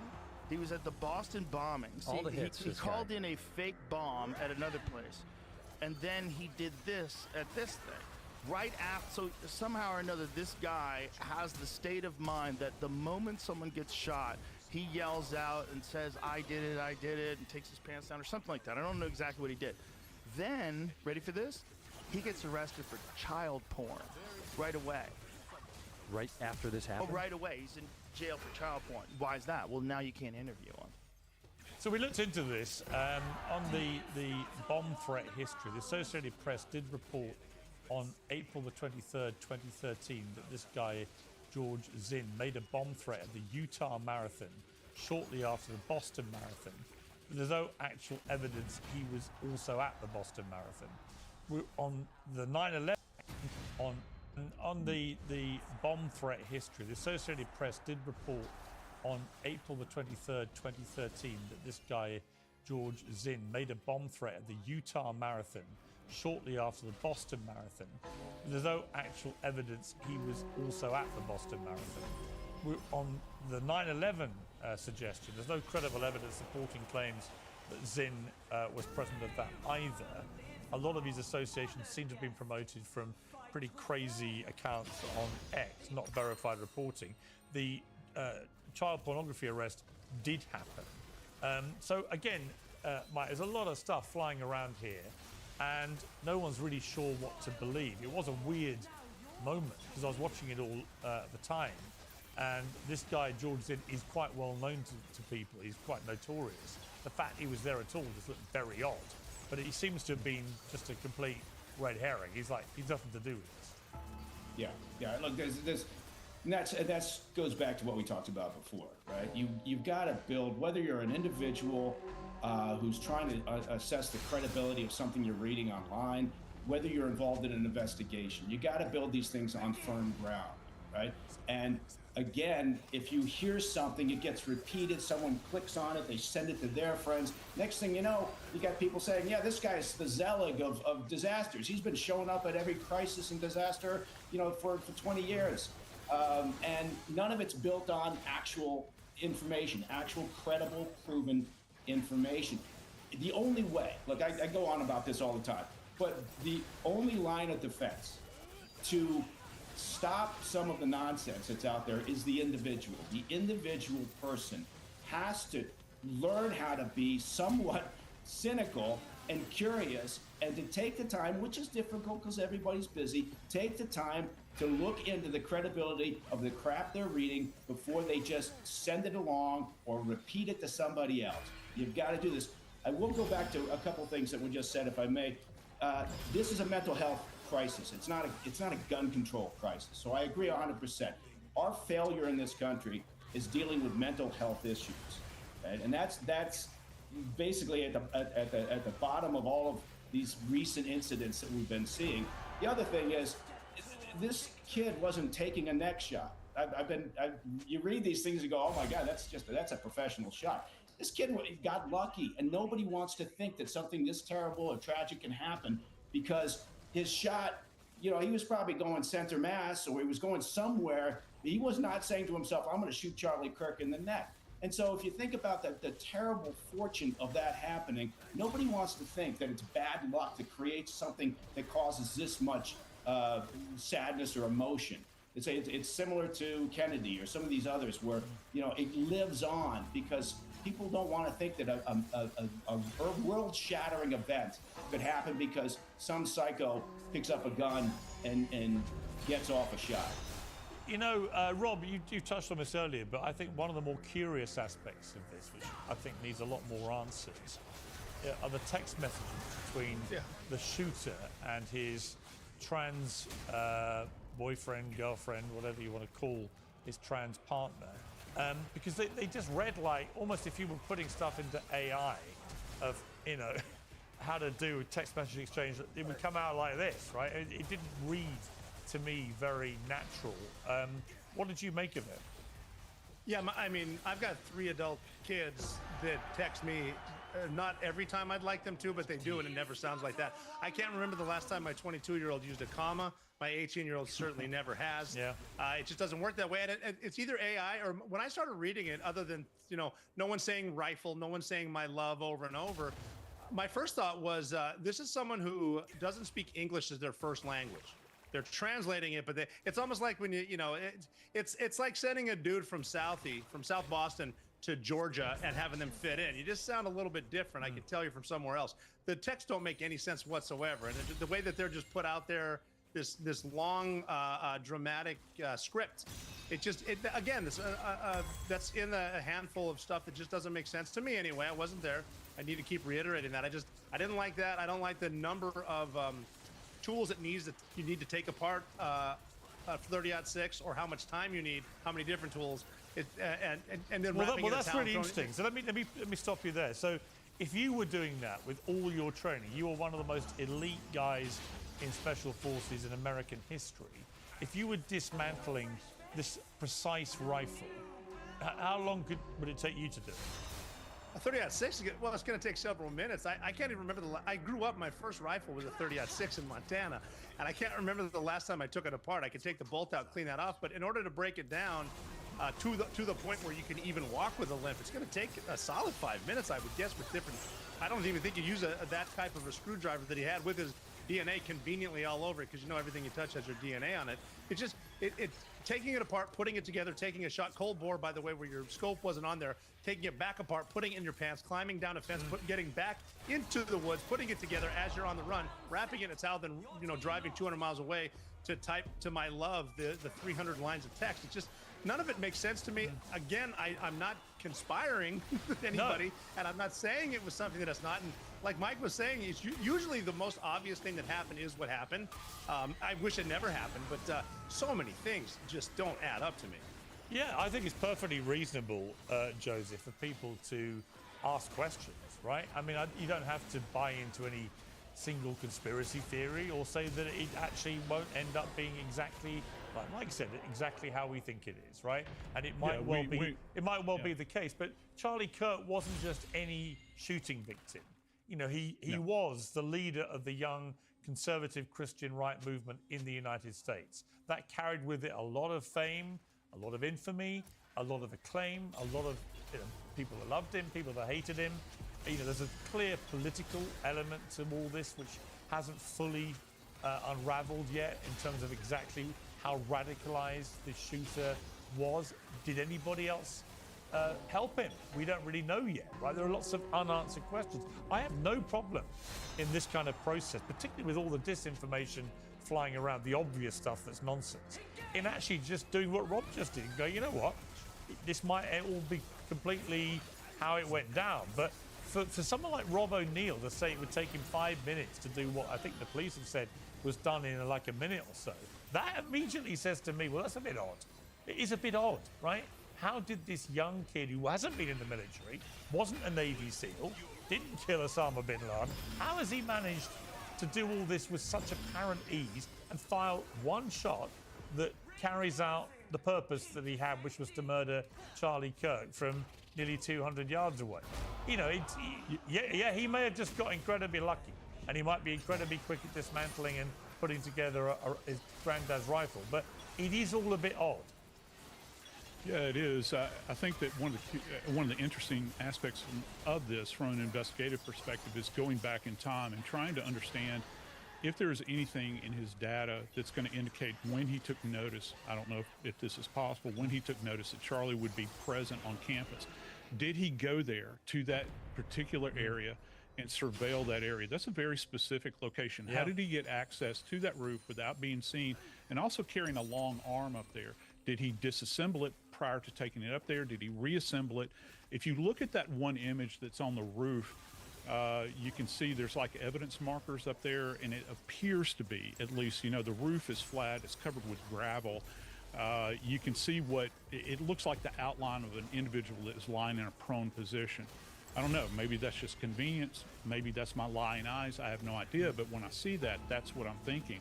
And there's going to be a lot of little points of evidentiary value along the way. Here's something else that we really haven't considered. Unlike, if you think about the Zapruder film all those years ago, you had one POV there.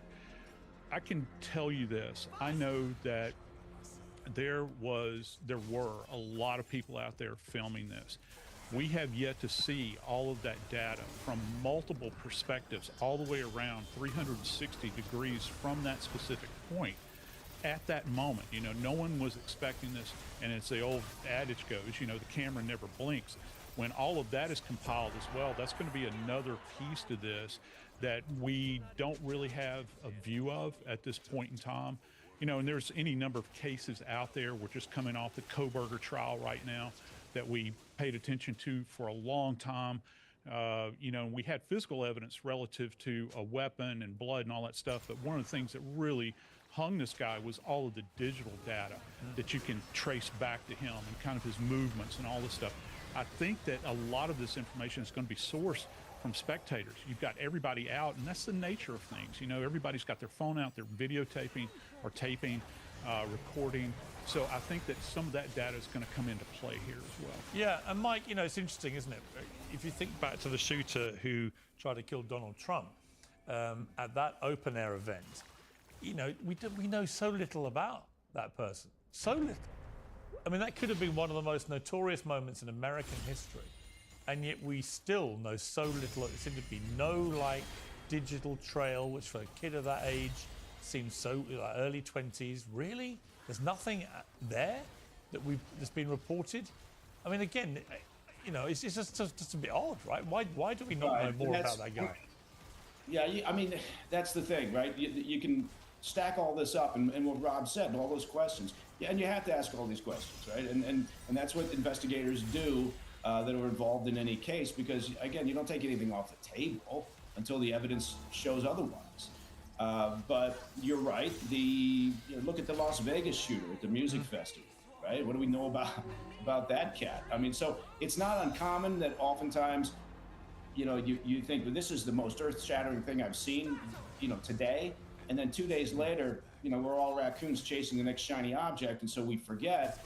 And then, so again, the law enforcement, particularly at the federal level, hasn't seemed to understand this point, that they need to be, in this day and age, with the way that information flows and how people develop ideas and theories and all this, they need to be as transparent as possible, right? There's some of these things you can't put out there, like as we just said, the cell phone data, right? We're gonna know this kid was sitting up on that roof, that thing would have been pinging, right? So they'll have all that information, and they're using that for the case, right? So they're not releasing that. You know, they've got other video footage they're not releasing because they're building this case and they want to make sure that it's airtight. But to the degree they can, you know, and again, they haven't learned this lesson over quite some time, is they need to be more transparent, because the way that information moves from person to person and people develop ideas and they get distrustful of government for these very reasons, there's an obligation on the part of federal law enforcement in particular to be more transparent as possible. Rob, finally, do you worry about Donald Trump's safety? Because I do. Because there was a very close assassination attempt where his ear got grazed and people killed behind him. Then the golf course fiasco, which was so close to him being killed. I mean, that guy was in that bush for 12 hours. One Secret Service agent happened to spot the barrel sticking out of a bush. Otherwise, Trump was up there in 5 minutes and would have been killed. But I still see him appearing in a lot of quite big public things where the security around him immediately in that vicinity seems a little bit perfunctory. Given the climate we now operate in and given what's happened before, do you worry about his security? I'm not worried about his security. I know the Secret Service is competent as long as we keep people on the detail that are there for performance alone. And by that, I mean people who are taller than the principal, this being the President of the United States, and people who've done it before. You don't need to pick up a bunch of people from a desk just so eventually they can get promoted. It needs to be competence alone. He's going to have threats out there. They know exactly, they being the Secret Service know exactly where he's going weeks in advance. They have a different advanced trips. They're going there, talking to the locals, getting all the stuff secure. Yeah, I don't worry about him right now, but they need to be smart about it. And the realization that so far, to include Charlie Kirk, they've run into amateurs who are on rooftops. When they run into a real sniper who's not trying to camouflage what's in front of him, but what's way behind him, to make it almost look like it's two-dimensional to someone looking for him in binoculars or a spotting scope, it could get deadly. But you need to keep your perimeter tight. You know, start in, work out, and then keep the perimeter to a certain extent. You don't need to give them unlimited fields of access in places that have access. You need to have people there. It's that simple. This is really day one stuff that we're making a lot harder than it needs to be. Well, that's why I found the golf course one almost more shocking than the first one, actually, because, you know, this is where he played golf many Sundays. It was his local golf course in Florida, and the vantage point that the shooter chose was where the media used to go if they wanted to get a good, clean shot, ironically, of Trump playing golf with a camera, right? So it was almost like, you know, doing stuff by numbers. If you were trying to work out where somebody might try and kill him on his golf course, you would choose that very area of bushes. And yet that guy was allowed to be there for 12 hours. I still find that really shocking. Well, even when they're tracking him, and it's almost like there was a movie, I think, Clear and Present Danger, where they're showing sniper training, and they grabbed like a quarter pounder with cheese wrapper. He had lunch here. They were doing that with this dude in Florida. He must have eaten here, and he's like, "Come on, guys, what? On what planet are you doing security?" It's like, and the most obvious spot, put a dude there, put a guy or a girl there, whoever's working for and watch it. This go to the principal spot. Where would I be? And if I was taking a shot at this person, where would I go? It's not this. I mean, we're really talking easy stuff here. For some reason, we like to make everything a lot more difficult. Yeah, I agree. Gentlemen, fascinating conversation. I really appreciate your time. Thank you very much. Thank you. Take care. Today's show is brought to you by Oxford Natural, makers of the Optimum Day and Optimum Night all-natural supplements. Thousands of Brits and Americans are already taking them with incredible results. Optimum Day is designed to boost your energy and support weight loss throughout the day. Optimum Night helps you relax, get deep, refreshing sleep. And don't just take their word Audio's for so it. Here are just a few of their success stories. Today, your curated look has only become more you. And Signature Hardware has the product. It's so crazy. It's so despicable, and yet it's stopped being surprising now. P. Diddy just got sentenced to 50 months in prison. Yeah, he got 4 years in the slammer. That's it. Basically, the Jeffrey Epstein of the music industry gets away with a slap on the wrist. I mean, they're probably going to be supplying him with baby oil in the cell at this point. He just got 50 months in prison. That's it. And truthfully, I'm not even confident they're going to keep him incarcerated for the full 50 months. I don't even think he'll be in there that long. He'll be in and out of the slammer lickety split. I feel like it'll be like that scene in SpongeBob where SpongeBob and Patrick steal a balloon on free balloon day, so the cops like close the cell for a split second and tell him to, you know, scram. That's what I think's going to happen with P. Diddy here. This is just abhorrent. 50 months for the diddler. We gotta start, like, looking into the judge here for a second to see if he got invited to the next freak-off when he's, like, let loose. Because, like, how is this even possible? Like, I had been keeping up with the case. I had already given you the update about the things that they found him not guilty on, which was absolutely stunning in the first place. But this is, it's just insanity. It's absolute insanity. Everybody knows he's guilty. There are decades of evidence, mountains of evidence about all of his crimes. A vile, evil worm. And he gets 50 months. This is just clear, irrefutable proof unfolding in front of your eyes that some people genuinely are above the law. Actually, it's not like conspiratorial. It is just the facts of it. It's crazy. Your Honor, did you stop to consider for a moment that my client has an unbelievable amount of money? Okay, just take that into consideration. I'm not gonna bother going into, like, the particulars here about where apparently P. Diddy was so broken about, you know, the 4 years he has to spend in prison, or the strong face the judge put on there for a second while shaking his finger, waggling his little digit here about, you know, justice and all the sick shit that Diddy did. Because it's all just fucking performative. It's not real. Because at the end of the day, justice wasn't really served.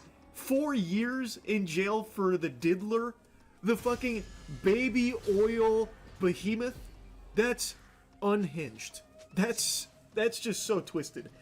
But that's the times we're living in. Like, it is crazy the times we're living in. I also just saw today fucking Benjamin Netanyahu just openly stating in front of the whole world his plans on brainwashing because so many people are turning on Israel. So he was asked, like, what he plans to do about it. And you know what? Since I'm just yapping, I'm just gonna go ahead and go on this topic now too. I guess I'm curious about what's another game plan if we lose evangelical support for the state of Israel. What's our backup plan to be strong, like, outside of the diaspora? Christian influencers. Oh! Okay. You said, you talked about the woke right, and you said, I call it the woke Reich. That's a brilliant observation. The woke right, because these people, you know, they're not any different from the woke left. I mean, they're insane. They're really... Yeah, that's his strategy, a galaxy brain chess maneuver here. Call everyone that doesn't support Israel Nazis. Whoa, holy shit. This guy's, he's alting right now. Wow. So basically, if you're not, like, eating out of this guy's gooch and supporting Israel on everything, you're a Nazi. To secure that part of the base of our support in the United States, that is being challenged systematically. A lot of this is done with money. Money of NGOs, vast. Money of governments, vaster. Okay? We have to fight back. How do we fight back? Our influencers. Just in case you forgot, Israel literally pays influencers to suck their wiener and just be like these loyal little lapdogs to always just lap up whatever Netanyahu's gooch is sweating out. Like, it's unbelievable. And he's just being, like, super open about it. Like, he is just saying that in front of people's faces, and nobody seems to care.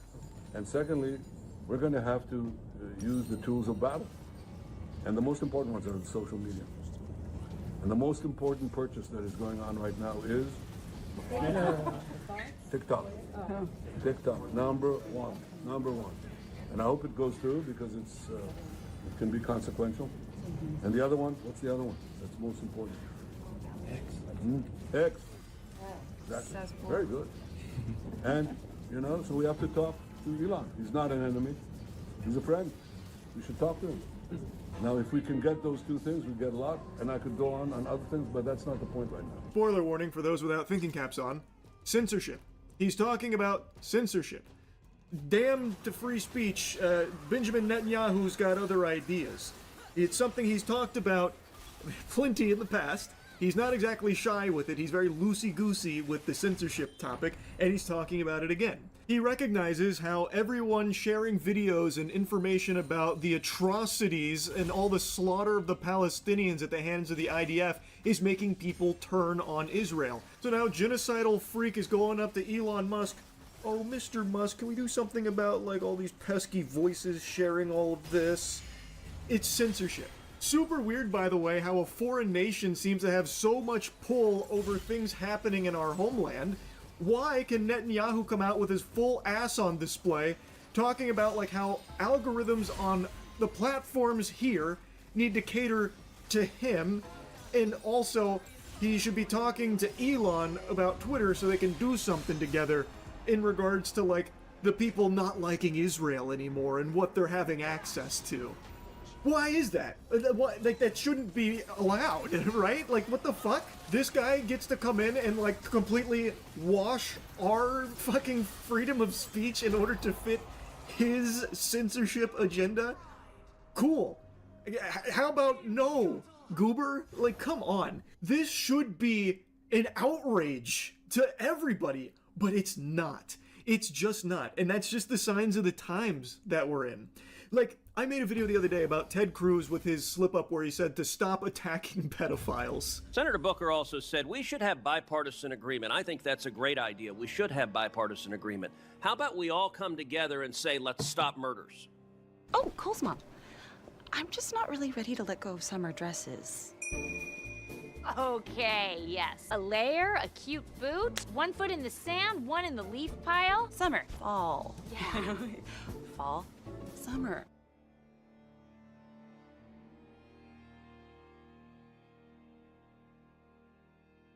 It's 2025, and you're still using the same cable network? Frontier Fiber is here. Get our best deal before it's gone for just $29.99 per month. Get free premium Wi-Fi and free expert installation. Frontier Fiber, good to go.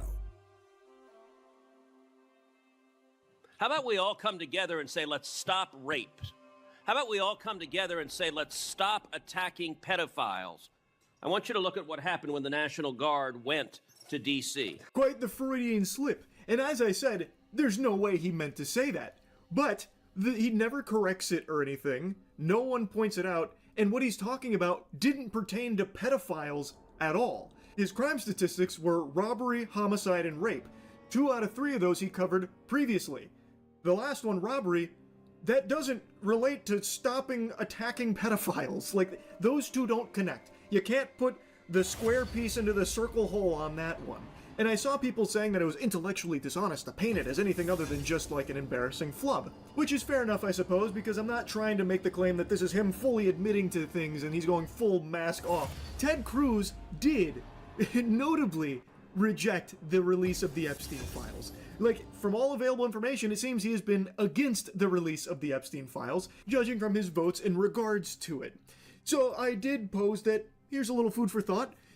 There may be a little something there, possibly, but overall, the video, I was just taking the piss out of it. That's really it. But that was somehow incendiary and made people mad about, to portray him clearly having a flub there with his words is absurd. And I just don't understand how we've reached this point where you can't even, point out the absurdity of something so fucking preposterous like a politician saying, stop attacking pedophiles. It's crazy to me. But I saw people putting words in his mouth, saying what he meant to say, stop defending pedophiles. But again, that doesn't fit with what he's actually talking about here in the full context of what's going on. So why is he even bringing up pedophiles in the first place? It's super fucking weird. That's all I was saying, and making fun of him for it. The same way I've made fun of other flubs and weird stuff from politicians, like Biden, when he'd talk about like kids rubbing his leg hairs and shit like that. But things have just changed so fucking drastically. It's a totally different ballgame. But I'm gonna harp on Ted Cruz for a moment, because I just don't understand the glaze. I don't know how he has fucking hog riders. I do not get the pedophiles that will defend him tooth and nail, when he himself has said that the reason he got into Congress 13 years ago is to defend the interests of Israel. I came into Congress 13 years ago Yes. with the stated intention of being the leading defender of Israel in the United States Senate. Great. And I've worked every day to do that. So you are an American politician whose sole purpose for being here is to defend the interests of a foreign nation here, domestically. I just don't know how that's not treasonous. I'm just going to say it. I don't get how that is not just like full-blown treason. I saw quite a few takes when it came out about Israel paying influencers for like positive PR and stuff, and people were tossing the word treason around in regards to that. This is that times 50. I don't know how this one gets a pass. I don't get how that gets a pass. He is supposed to represent the state of Texas. You would think as an American politician, you would be prioritizing the interests of the nation that you're representing. But instead, he is openly saying that he got into this for the sole reason of supporting a foreign nation here. Now, again, I'm not the most politically savvy guy on the planet. I'm a fucking Neanderthal. I get that. I am a Cro-Magnon man when it comes to this. But I just don't understand. I cannot wrap my head around how people will support that. I don't get it. It doesn't make sense to me. He's also never there anytime Texas needs him, like in the event of like tragedies and shit, like with the flood, the freeze from quite a few years back. He always seems to be on vacation. Like, it's just, it's... I'll stop harping on Ted Cruz in particular. I'm just fucking blabbering here. It's 4 a.m. Obviously, it's another insomnia-fueled evening, so I can't help but just blabber. But my God, it's just crazy the times we're living in. Anyway, that's really about it. So, Your backyard is where special moments are spent and memories made for a lifetime. At coversandall.com, we understand what's important to you. Our customized covers are designed to protect your belongings from every season's wear and tear. Our premium quality covers are 100% waterproof, UV and tear resistant, and come in a variety of fabric options. Uncovering your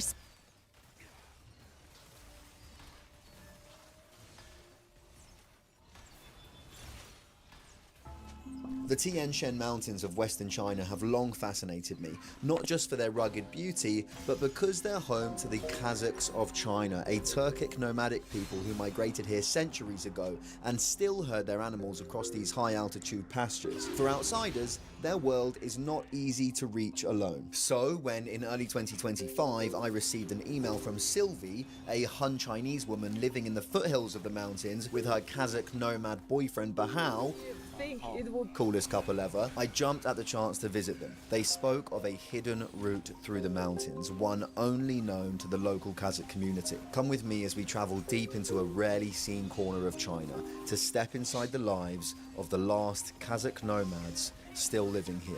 You're just trying to get me to go back to your house with you so you can slaughter a sheep for me. And it absolutely wouldn't be a Kazakh nomad adventure without a horse. So all we need to do now is catch one. Okay, how do we not spook this horse? Shall I go this way? Fucking hell. I mean, Bahao doesn't speak a word of English, so I don't know how to catch a horse.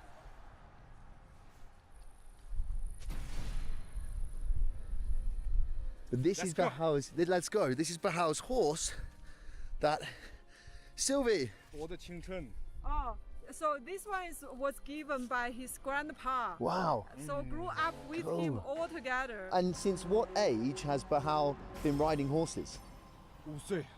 That too, we will catch them tomorrow morning. Cool. And tonight we just ride him for a while, just let him get ready for the trip. Yeah. So this is actually part of the mountains with all of those nomadic moving around, immigrating around. Yeah.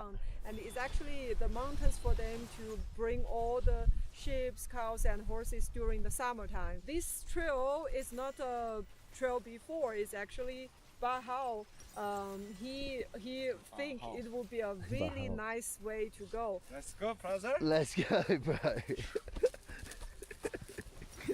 Grab it. What's this? Is this going to sting me? Oh, you fucking ow! That's the thing. That was like the worst. That was such a mean thing to do. Thanks, Sylvie. Thanks, Sylvie. Yeah.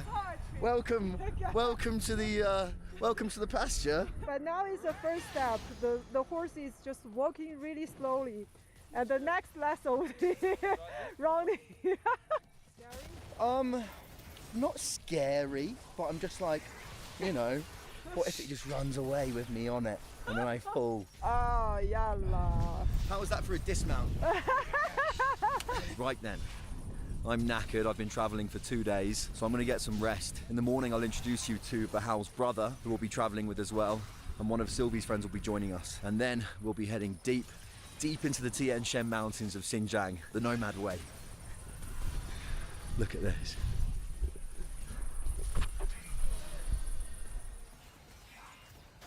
In the middle of the night last night, Bahal heard a commotion in one of the neighbouring pastures at about 3 a.m. He ran over there, and it turned out to be horse thieves, 4 men trying to steal a horse. 3 of them ran away when they found them, and 1 of them was caught, and they called the police in the neighbouring, in the local village. I'm going to show you a video now, and it's a little bit violent, but this is what went down.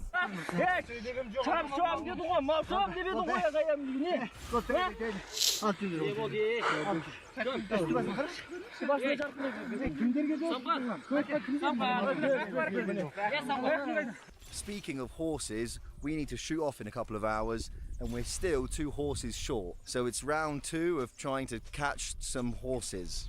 How many times did I say horses just then? And this is Hongji, my other Kazakh nomad friend. Hello, I love you.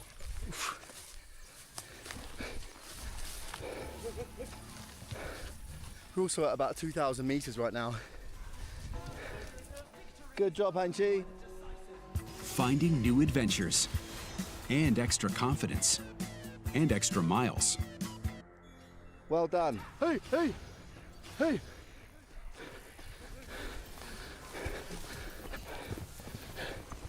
Ah, I've got him. I've got him. Hey, hey. Ah.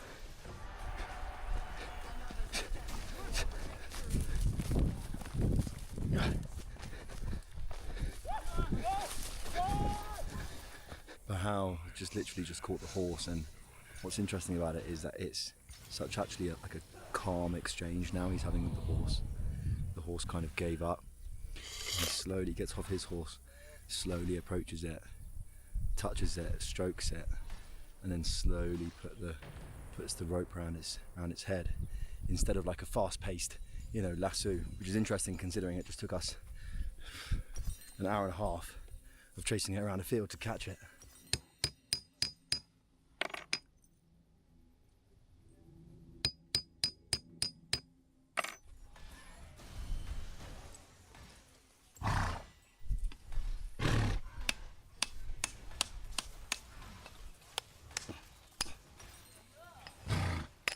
The time is 5:42 over here in Xinjiang. They work on Beijing time. So even though geographically we're like 3 time zones behind Beijing, it's 5:43 and it feels like about 1 o'clock in the afternoon. We've left Bahao and Huang Qi behind. They're gonna pack the horses, bring the horses, and meet us at the first camp spot. So to lighten the mood a bit, you see the news recently, the Tucker Carlson statement. He was dating women just a few years ago. That's totally fake. Wow. It's not gay at all. Smart. He said that you are basically fake gay, and that you've created this persona to appease the woke mob. Yeah. In a weird way, I guess it's progress. There was a time when I would have done anything to not be gay. Like you would have gone to conversion therapy? Maybe, yeah. And then I grew older, I matured, I went to war. During that deployment, I thought, this is insane to, be a grown-ass man with no idea what it's like to be in love. If I get through this deployment okay, I'm gonna come home, I'm gonna come out, and if it messes up my career, so be it. Pete Buttigieg interview. All right, thanks so much for making the time. Thanks for having me. Yeah, I appreciate it. So what's going on, man? What's on your mind? Big question. I mean, where do you start? I'm really thinking a lot about where we go from here as a country, but also in my party, because we need to be able to talk in a different way about what's going to happen. That's on my mind. AI is on my mind. Preschool's on my mind. Chess and I have 4-year-olds, so I don't know where you want to begin, but there's a lot to talk about. I mean, AI is a pretty good place to start. Are you concerned or optimistic about the future of artificial intelligence? Yes. I mean, of course you got to be concerned, right? Because it's bringing all these upheavals and problems, but I also think there's an enormous amount of potential. I mean, one of the uses that I'm closest to is automated vehicles. This is a technology that has been developing for years and years, still not in widespread use, but when it is, if we do it right, it will save thousands and thousands of lives, if we do it right. Because human beings driving kill roughly 40,000 people a year in this country. We don't really think about it that much because we're so used to it. But the number of people who die in a car crash every day is about the same as the number of people who can fill an airplane. And if we had a plane crash every day, we'd all be up in arms, right? So the promise of something like AI in terms of safer vehicles is enormous, but like we also have a lot of worries about what happens if that goes wrong. And you could say the same about medicine, you could say the same about any number of national security implications, but the thing that I think about the most is what's going to happen to our economy. Because I'm from a place in the industrial Midwest where when I was growing up, these huge changes came. It was trade, it was automation, it was a bunch of things in the 90s and 2000s. And people got left behind. And even when they found a new job, they didn't necessarily find something that fit them into their community the way that their old job in a tool and die shop or in some part of the auto industry did. And the result of that was they couldn't find the sense of belonging that they had before, and that led to this explosion of problems. Social problems, mental health problems, political problems, I would argue. Like the moment we're in, I think is largely driven by that.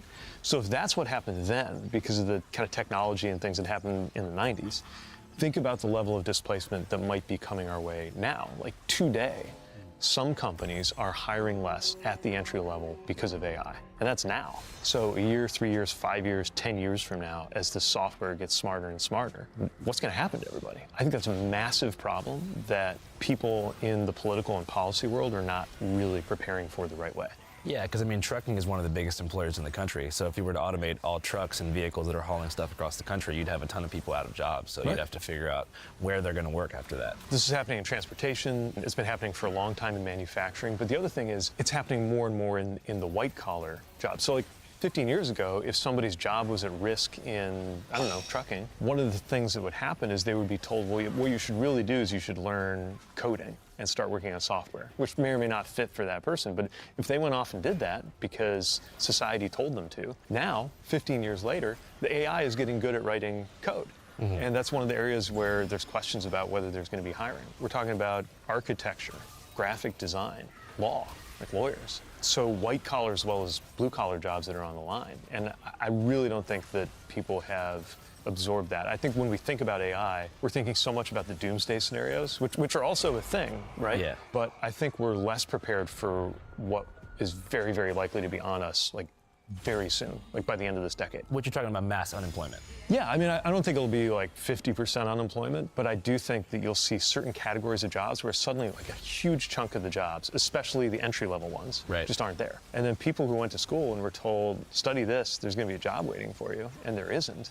You know, we've got to act fast to make sure that there's answers. Yeah, I used to selfishly believe that my job was irreplaceable as a journalist, like as a street interviewer, because, you know, I have to actually talk to people in person. Then I saw an Instagram and TikTok page recently with 2 million followers or something like that, and it was all AI street interviews. And there's not a single comment saying, like, what, you're taking jobs away from the real street guys, man on the street. It was all just praising the genius and the actual content within it. So it might come from my job, too. I mean, it's hard to think of a job that isn't implicated in some way. Either something about the job changes or the entire job changes. Definitely. I mean, it's gotten to the point that they actually have AI Channel 5 episodes that they're like posting on Twitter and Instagram now. I'm at the Abolish ICE rally. Shit is absolutely hectic. Tonight, any sign with the word ICE, from ice cream to ice machines, has become a target. Slushy machines are being drained. Everybody is slipping. What the fuck is going on? Reddit told me I'm literally fighting Hitler. These niggas are absolutely insane. Where the fuck is the Kirkinator? Sir, the Antifa has hit the second McDonald's ice cream machine. Pookie, wake up. We got a problem. Activating ocular sport shield. Should we use an HMO or a POS or maybe add an FS? Or HRA. We can add an HS. Go ahead. I think we should try PHP. When it comes to health coverage, there's only 3 letters you need to know. PHP.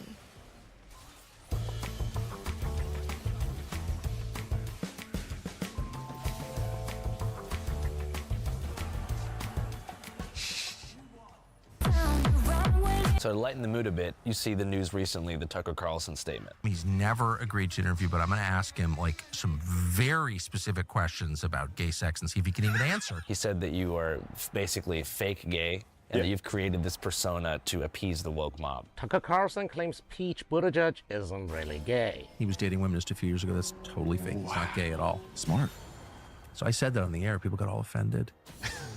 Yeah. I mean, in a weird way, I guess it's progress. Like, I spent a good chunk of my life believing, knowing that, like, being gay would be a career ender for me. I had 2 parts of my career when I was in my 20s. Public service, and being interested in public office, and being in the military. Both of which could have ended because I was gay. And honestly, I don't like thinking about it now, but there was a time when I would have done anything to not be gay. Like, it was just like, tell me what I have to do, and I would have done it. Like you would have gone to conversion therapy? I mean, if I thought it would have worked, the state of mind that I was in at a certain time in my life when I was younger, maybe, yeah. Because I thought that the reality would just shut down my options. And then I grew older, I matured, I went to war. During that deployment, I thought, like, this is insane to, like, be a grown-ass man with no idea what it's like to be in love. Like, if I get through this deployment okay, I'm gonna come home, I'm gonna come out, and if it messes up my career, so be it. But that's how I live my life. And so to now be at a point where a right-wing, whatever you want to call him, personality, news commentator. Commentator, his big conspiracy theory is that I'm secretly straight, is like kind of hilarious, right? Yeah. Yeah, I guess it's progress. Yeah, because what would you possibly have to gain about lying about that? Yeah, I don't know. But that's the nature of these conspiracy things, right? I mean, you know these much more deeply than I do, but I think it doesn't have to make sense in order for it to make sense to someone. And what is important is to say something that's like outrageous enough to get attention. And like, here we are talking about it, because it's actually like, of all the things you could say about me being gay, probably the most like novel and weird is to say that I'm actually not. I didn't know that you didn't come out until after your deployment. Yeah, I was already mayor in South Bend, and part of what happened is when you get deployed, you write a letter, or they tell you to write a letter, just in case. I mean, I still have it in my desk drawer. It says just in case on the outside. And I'm sitting down to write this letter that's for my family to open up if I don't make it. And I'm taking stock of all these great things in my life, which really are these great things in my life. I mean, I'd become the mayor of this city that I loved. I owned a home, you know, like I had a good life, great friends. But like this huge part of what most people consider to be important in their lives just wasn't there for me, because I had figured out long since that I was gay, and I didn't think I could or should like try to date and keep it a secret. So I just didn't have that as part of my life. And sitting down writing that letter, I just thought, I can't, you know, I'm already into my 30s, like I can't go on like that. So that's kind of when I made up my mind. And not about being gay, but about coming out. For sure, and you feel like that was a really important thing for you to do? Yeah, and it opened up so many things in my life. I mean, you know, pretty soon after that, I met Chasten, who I married. You know, we're now raising 2 kids together in Michigan, where we live. And I just think about all of the most important things in my life, like our family and our home, and none of that's there in a world where I don't just decide, whatever the consequences, I'm gonna come out, be who I am, start dating, and like have that part of my life. So you expected some initial backlash, but it actually went the opposite direction. Yeah, there was both. There was definitely both. I mean, as soon as I came out, there were people having press conferences denouncing me for whatever, but as some like nasty stuff online. But also, what was interesting was a lot of people did surprise me with their reaction in the other way. Some people like just found it, especially people I was in the military with, like just found a reason to say hi. Didn't say anything other than that, but it was kind of a way of like checking in, or kind of a way of letting me know they didn't care. And then other people, including people I was in the military with, it turned out was in the same boat, and I never knew it. And they wrote to let me know that. and I got reelected. It's actually that same year with more votes than I did the first time around. And this is in, like, Indiana's a conservative place, right? This is while Mike Pence is the governor of Indiana, like, just to give you a sense of how conservative. And it was okay. Like, you know, not perfect, but it was okay. Was there any reaction that really surprised you in a positive way? You know, one story I tell a lot is someone I ran into who, pretty soon after I started dating Chasten, who I knew was like more conservative. I ran into her and she had this like almost like naughty look in her eye, and she's like, I ran into your friend and he's fantastic. And it was like this like moment of, like, I could have lectured her on like, this isn't my friend, you know, but like the point was like, she wanted me to know that she was like in this accepting place, right? Which I thought was really, really moving, because I was like honestly pretty terrified about how many people would or wouldn't be accepting. The other thing that was surprising is that it wound up being this thing that I was afraid would just like make me like other, just like alien to like the world I grew up in, which is like a very like straight conservative culture.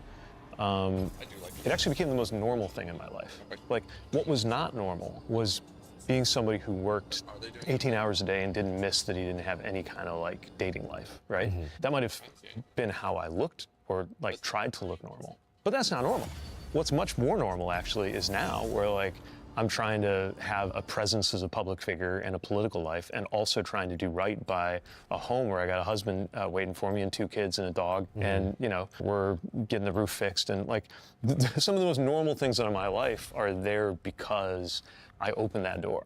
Yeah. And maybe that's been the biggest surprise. Yeah, speaking of Mike Pence, do you think there's a pipeline between like homophobia and people being closeted? Yeah, for sure. I mean, you know, you see these stories about like apps like Grindr like blowing up when the RNC comes to town and all the Republicans are in one place, right? Yeah. And look, I think a lot of people, even now, I'd like to think it's different than when I was in high school, but I think even now a lot of people get the message that like you don't get to just be who you are and not have that define you. And that's the part I think we're still really working on in the gay community, is like being able to have that just be like a thing that's like true about you among like many other things that are true about you, like what your job is, or, you know, having brown hair or whatever, and not have it have to be like the thing that everybody knows about you or sees when they see you. On a broader community level, how did you feel about the T getting removed from the Stonewall website? It's terrible. I mean, look, you know, if you look into the history of what made it possible for people like me to have rights like we do, like to get married, like a lot of that was advocates and activists who were transgender in the 60s or 70s. I mean, it's hard enough now. Imagine what it was like then. Can't even imagine. Who stuck up for everybody's rights. And so, you know, I get the politics of it. Like, I get that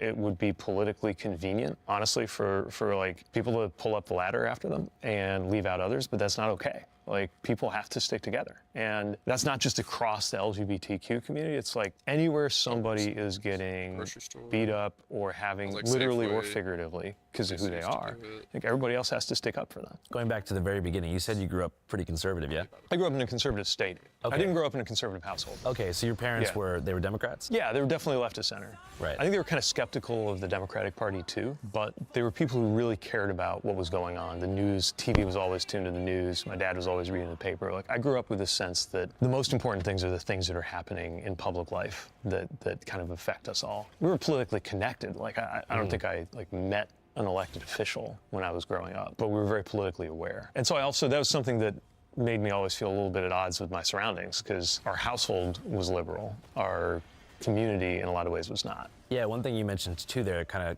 touches on what's going on in New York right now. You mentioned a bit of skepticism with the Democratic Party. Yeah. And right now we're in New York City. There's a pretty contentious mayoral election. What's really not that contentious. You have an overwhelming groundswell of support between 18 and 32, especially in this neighborhood for Mamdani, who's kind of considered to be the front runner. Yeah. Yet you don't really see too many Democratic politicians openly supporting him. What's your stance on what's going on? I think he's doing so well because he's focused on the issues people care about, like affordability. And I think that's what we as a party should be doing. Look, there are things he's going to say and that he's going to do that are going to make more sense in a Democratic primary in New York than like a general election in Indiana, or even a Democratic primary in Indiana. And that's just like politics are different in different places. But the core of his message, which is to focus on affordability, I think is the right message. I think also, you know, you see these maneuvers, like the Trump administration apparently trying to put a thumb on the scale of election by getting Eric Adams a new job so he'll get out and clear the way for Cuomo.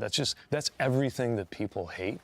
about politics, no matter like where they are politically. And I think it's just supercharging people's frustration with that. But why is there the hesitancy to endorse him explicitly? I think there's a lot of folks who aren't so sure about what he's said about the Middle East or some of his positions that are economically pretty far left. I think a lot of people who think of themselves as Democrats still aren't there on those issues. I also do think that my party should learn from the focus on everyday life, which I think is part of why he's been successful, and the style, the approach of just like getting out there and talking to everybody. Yeah, I think that specifically anti-Trump rhetoric is kind of falling on deaf ears, especially with my generation, which I guess is Gen Z, mainly because most people, I'm 28 right now, I don't know a single person who owns a home. You know, and I've lived in California, Pennsylvania, Washington, Seattle. Everybody's still renting. Most people are working 2 to 3 jobs. Everybody's overworked. And then at the same time, I'm being told, you know, we open our phones and we see horrible videos and imagery of things happening in the Middle East. And then we're told that we're supposed to direct our anger toward Trump. And obviously, there's not a huge, big support of Trump in my generation, especially in the city. But most people aren't waking up furious about the president every day. They're furious about economic circumstances in their day-to-day life. I think it's got to be both. Like, it's really important to stand up to these things that are happening, like the president sending military troops to militarize American cities, like any other, we can go down the list. But yeah, I think especially if you're in a place where like not being on board with Trump is kind of a given, then like you can't use that to end the conversation. Like that's like a background of the conversation. What people really want to hear from the opposition or from Democrats is like, okay, what are you going to do? Look, I can make the case, and I will all day, for things that my party has done or tried to do that are going to be better for everyday life. But it's also clear that just collectively, as a country, like the experience of young people is policy failure. Right? Like, you're supposed to be able to at least hope to purchase your home. And that's not happening. And I have a whole set of ideas about things I think would help on that. But I think you're right. Like, I get that, like, people only want to hear it so much about Trump if you don't have something that at least feels like a plausible answer on how you're going to be able to afford to get a home, or how you're going to be able to afford to get an education, or like what your outlook is in life in terms of a job that's actually going to get you there. And it's also just like, we know that our tax revenue is going to the government. Everybody, we go to urgent care, we have a doctor's appointment, we have to pay $500 to $1,000 for anything beyond a basic checkup. And we're simultaneously seeing that money that is involuntarily being sent to regimes that we generally disagree with as a generation. So there's kind of this fatigue. And I think that the Democrat Party will have to lean a little bit more progressive to get young voters for next election, at least next primary. I think we got to speak to what's on young voters' minds. And yeah, we got to do more listening, right? Which is, I mean, it sounds obvious, but like, I don't think there's a sense that that's happened. And the conversation has been I think the party, any political party, but definitely mine, like, has a tendency to get into these very inside baseball conversations, and people don't see themselves in it. What I'm trying to lay out is a case for how it doesn't have to be this way. We can make it better, but we have to make certain policy choices. Like, we have to decide that wages have to be a certain level you can actually live on. We actually have to decide to change certain things so it's easier to build housing, because if we build more housing, housing will become more affordable. We have to decide what our health care policy is. And yeah, part of that is anti-Trump, because Trump, like, ripping out Medicaid and making your premiums go up by getting rid of the Obamacare subsidies makes health care more expensive for you. We also have to explain what we're going to do to make it less expensive for you. We got to explain what it means to have a child care policy where, like, you have a kid, you can afford to have a kid, and you can get paid family leave that every other country has. But what I'm saying is that's not something where you can throw up your hands and say both sides are not doing anything. We're like, Republicans have stopped paid family leave in this country. Democrats are trying to get it done, and if we had enough power, we would. Yeah. So there's a set of things where I believe right now that we have the right position, and there's other things where we need to do some listening and some rethinking about our policy commitments. There's just this generational nihilism that's set in, and I don't know if it was Obama that triggered that, but there's been all these moments of hope where it seems like things are heading in a positive direction, yet the baseline remains more or less the same. What are some imminent policy changes you think would trend things in the opposite direction? Well, again, my point is it doesn't have to be this way. Like, we don't have to settle for this. Politics is messy, and it's 2 steps forward and 1 step back, and people disappoint you, and it can suck. But it is the only way to make things better. And when you get it right, things do, in fact, get better. Like, there are a lot of people in my life who went from not being able to have any health insurance before Obama to they have health insurance now. There's more problems with the healthcare system, for sure. We went from no insurance to insurance. People like me went from not able to get married to able to get married in the short span of my adult lifetime, right? So things can get better if we make them better. So what are the biggest things we want to make better? Cost of living, right? Wages in many cases. Access to things like those family policies I'm talking about, like paid leave. A lot of things about education need to get better. Like I said earlier with AI, like we need policies to make sure that if AI is going to change the way your job works or change your job or cost you your job, that doesn't mean that you can't recover, which means making sure that things like your healthcare are less connected to your job if you don't want them to be. Like if you're going to change jobs 13 times in your career, which the younger you are, the more likely that's going to happen, then you should have an option that isn't to have your health insurance change every time that happens. Like switching from Blue Shield to a different one. Is that what you're talking about? Just like the annoying clerical process of having to switch insurance providers. Yeah, and it's not just the clerical process, right? It's the uncertainty and the fear. If you're not sure the new one has different benefits than the old one, or you're not sure your new employer has good coverage, like that's why there need to be alternatives. I think the government should provide alternatives. I don't think the government should force you in any plan, but I think there should be one that you can get that is still yours, whatever your job is. And you should be able to afford it. My point is, there's this tendency to like throw up our hands and say all of this sucks because everybody's failed. But there are real, very major, important differences between how the two sides are approaching this. And you got one side that is taking the money out of healthcare and putting it into tax cuts for the rich. And you got another side that wants to make sure that the wealthy pay their share and then use it for things like healthcare. Like that's a real difference. And if you stay home, you're kind of choosing the first group. And I think that's back to what I was saying originally. All those points are why so many young people, especially in New York, resonate with Mamdani and the message that he is delivering, because he kind of plans to address most of those things. Rent freeze, pausing the insane cycle of Airbnb gentrification, making it so people can afford basic groceries at city-run stores and be able to not have to, steal eggs. But there's probably someone stealing eggs right now near us. Well, what it's going to come down to is results, right? Look, I was a young mayor that a lot of people said, like, who is this guy? Yeah. But I got enough people to form a coalition to believe that the trajectory of our city should change and could change. Should probably explain a little bit about what our city was up against. So we were a company town for Studebaker. Studebaker was a car company. It was a major car company. Like it was on par with the big three until it shut down in the 60s. And even though that happened like 2 decades before I was born, it was still everywhere around us when I was growing up, like collapsing factory buildings all over. And 30 years after that, when I was running for mayor, people were still trying to like go back to some past glory days. And my message was, it doesn't have to be this way. We can do something different. But then the day I won, the day I took office as a 29-year-old mayor, then it was just all about results. And that's when the rubber meets the road and it catches out for people. Yeah. Like, can you deliver or not? So to get kind of surgical with the exact disagreements that, establishment Democrats have with Mamdani's platform. So you said it's Middle East and it's also some of the far left economic policies. What are those economic policies that are kind of red flags for the center? First of all, you have a group that even now is just like frightened of the word socialism, right? Socialism. And he has identified himself as a socialist. You have obviously the language around the Middle East. Like, you got to understand with something like globalize the Intifada, like a lot of Jews understand that to mean open season on Jews. Open hunting season on Jews.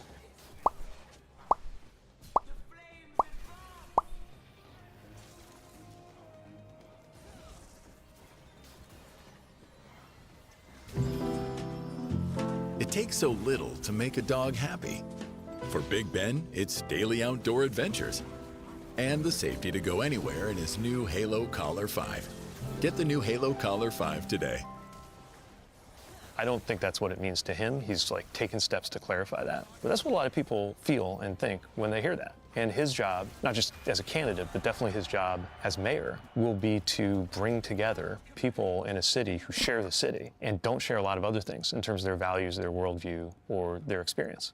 On the economic front, I think a lot of folks are skeptical about a government-run grocery store, just because if you look at the grocery business, there are a lot of businesses where there's tons of like profits sloshing around. You could say that in pharma, you could say that in a lot of businesses, right? Groceries operate on a very tight margin. So if you're proposing to make groceries more affordable, if you're saying you're going to subsidize food, that can make sense, right? We do subsidize food. That's what food stamps and SNAP are all about. Although, that's something else that Trump is actively getting rid of. His budget is cutting SNAP, right? But if you're saying it's going to be better because the store is run by the government, I think a lot of folks are skeptical about why that would be better. I guess maybe the process of applying for food stamps is, maybe just annoying for people. And then also there's the likelihood of it getting denied, especially if it's in the hands of the federal government. So that's something that is really important. Like people's access to the benefits that they've earned. And that happens with food stamps. That happens with Medicaid. Remember, the people who are cutting Medicaid right now, say that they're not cutting Medicaid. They say, hey, all we're doing is making sure that you're eligible. But what they're really doing is they're putting up so many pieces of red tape, so many steps that you have to go through to prove you're eligible, that a lot of people are going to fall out. And we know that's true because this happened in Arkansas. They did this exact move. And what happened was they said this is just about making sure that you can only get Medicaid if you're supposed to. What actually happened is a bunch of people who are supposed to aren't getting their care. So I agree on that. The system, the structure needs to be better. I just think a lot of folks are skeptical that having a business of that kind or an operation of that kind owned and operated by the government is going to work. But again, you win, you get a chance to prove it. All right, so Pete here probably knows more about infrastructure than anybody else alive. But infrastructure isn't just about roads and bridges. It's digital too. And your digital infrastructure is most likely full of potholes. Every click, every search, every late night Amazon impulse buy gets scooped up by data brokers who are quietly selling it off like prime real estate to the highest bidder. These companies don't just know what shoes you wear or what apps you download. They know your location history, your family members' emails, and what time you usually scroll Zillow and where. They're mapping you out like a city grid, and that's no cap. For all these reasons, that's why I use Incogni. Think of it like a Department of Transportation for your personal data, except instead of fixing potholes, they're ripping up sketchy billboards that are plastered with your private info. Here's how it works. You sign up, and then Incogni sends official removal requests to data broker sites on your behalf. Digital rolled out a new old addresses, your limited plans. You can point to any one of these sites and say, get this off the internet, and Incogni takes care of the rest. If you want to sign up, here's what you got to do. Go to incogni.com/channel5 and use code channel5 for 60% off your annual plan. That's incogni.com/channel5, promo code channel5, or just click the link below. If you don't want your personal life auctioned off to the highest bidder, if you don't want to be reduced to a folder labeled single male 18 to 35 in some corporate basement server, get Incogni. Protect your data. Rebuild your digital infrastructure before somebody else paves right over it. Nah, but for real, supporting Incogni supports us and keeps Channel 5 alive and corporate surveillance free. All right, y'all, back to Mayor Pete. So you have the word socialism scaring people, and it sounds like a huge thing is Israel-Palestine. Yeah. Where do you stand on that stuff? Well, I'm going to put my coffee down. There's so many things that have to be said, and what I've learned is if you don't say all of them, people think you're abandoning them. So here's some things in no particular order that I know.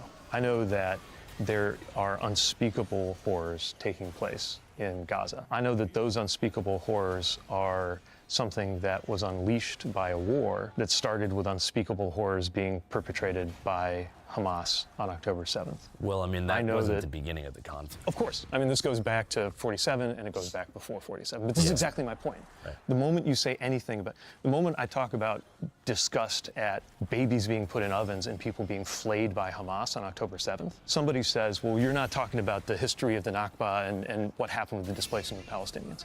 And the moment I express disgust at watching people in Gaza being starved, somebody says, well, you must be excusing what happened with Hamas. No.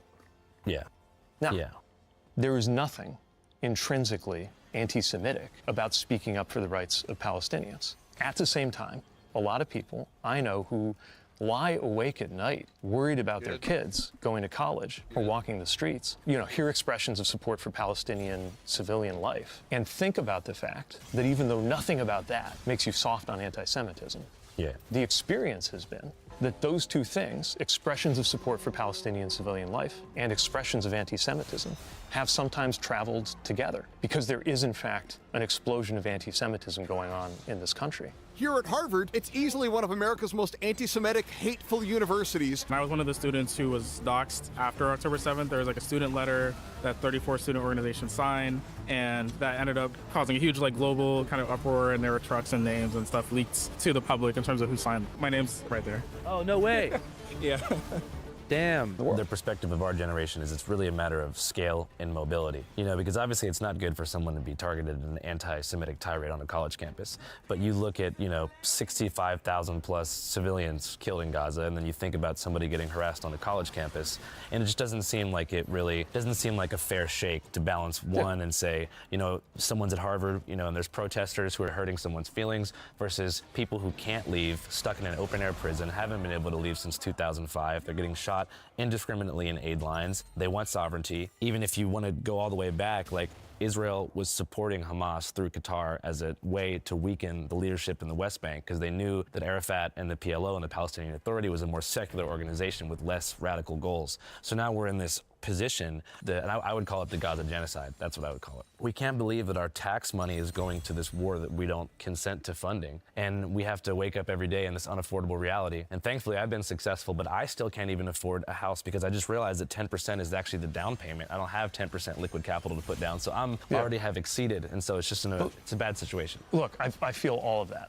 I also think it's a mistake to say that the reason that housing is unaffordable here is because we're aiding countries. The same, Trump and Vance tried to do this with Ukraine, right? Like the reason we need to cut off Ukraine is because we could use that money better at home. But if you look at what's actually happening with the money here at home, it's not like every dollar that comes out of foreign aid. It's the same thing with USAID, right? And cutting, not that it was that much to begin with, but cutting food that we're sending to save people from starvation and disease in sub-Saharan Africa is going to somehow automatically wind up in your pocket. Most of the time, it's not. It's winding up in the pocket of the wealthiest Americans who are getting tax cuts under this administration. So I don't think that frustration with affordability at home means that we cut off aid abroad. I do think that what we spend money on abroad has to align with our values, which is why I think you see more and more people in my party saying, wait a minute, it's one thing to want to make sure that Israel can shoot down missiles that are being rained down on them by the Iranians. And it's another thing to be sponsoring Netanyahu going in to annex the West Bank or, going in to invade Gaza, right? But I really think we have to talk about what we're doing with our money here at home in a way that is accountable to the domestic side of the policy ledger. Because that's not, I'm sorry, but the reason it's unaffordable here at home is not because we're helping certain causes abroad. That's never been the biggest share of our funding. And the trade-offs are real, but the trade-offs are between people who live here and other people who live here. And mainly it's the wealthiest people who live here versus everybody else. So if the concern is anti-Semitism, I think that just to circle back, I have seen an insane explosion of anti-Semitic comments on Instagram in a way that I thought would be impossible even 5 years ago. And you have people who are actually neo-Nazis taking advantage of the post-October 7th discourse to sort of piggyback on that to push their own agenda, pretending they care about Palestinians. Right, it's a pretext. I mean, a lot of people use it as a pretext, right? And part of how you can tell that is a lot of us are so troubled by a whole generation, right, focused on what we are seeing and rightly disturbed by what we're seeing every day in Gaza. But remember, some of these things, some of these expressions of anti-Semitism happened on the morning of October 8th. Before Israel even responded to October 7th, there were some of these things happening, on U.S. soil, the triangles being painted that are like a Hamas symbol. So that's part of what I'm saying. These two things in principle are not connect. They don't relate, right? Anti-Semitism, by definition, is an unjustifiable racial hatred, right? A position on the conflict and the effect that it's having, especially the effect it's having on men, women, and children in Gaza, is concern for people, right? Those two things in principle should not have anything to do with each other. Right. But in practice, a lot of people who are worried about their kids or worried about their family or worried about themselves see that, it's not hypothetical. It's not just somebody getting yelled at on a college campus. It's people getting shot up and a guy with a flamethrower thinking he's helping children in Gaza by attacking Jews, right? This shit is real. No, I think there's a lot of misguided energy when it comes to what people see as support. But I will say most of the Jewish people that I know that are my friends are pretty anti-Zionist, and they see, and I would agree with them, that every Israeli bomb dropped on Gaza, every bullet fired into an aid line just ratchets up the anti-Semitism a little bit more. And so you have to ask the question, was October 7th the driving force of anti-Semitic outbursts? It really feels like the Israeli government and the IDF's military action is the driving force of anti-Semitism. I mean, I don't think it's okay to blame anti-Semitism on, it comes too close to making it sound like that makes the anti-Semitism okay. I know that's not what you're saying, but I think we hear that. At the same time, everything that Netanyahu's government does right now, everything you see the IDF doing in the food lines or the annexation or the ground movements into Gaza is incinerating a really important part of the moral fiber of what connects America to Israel and what I think connects a lot of American Jews to the Zionist project, right?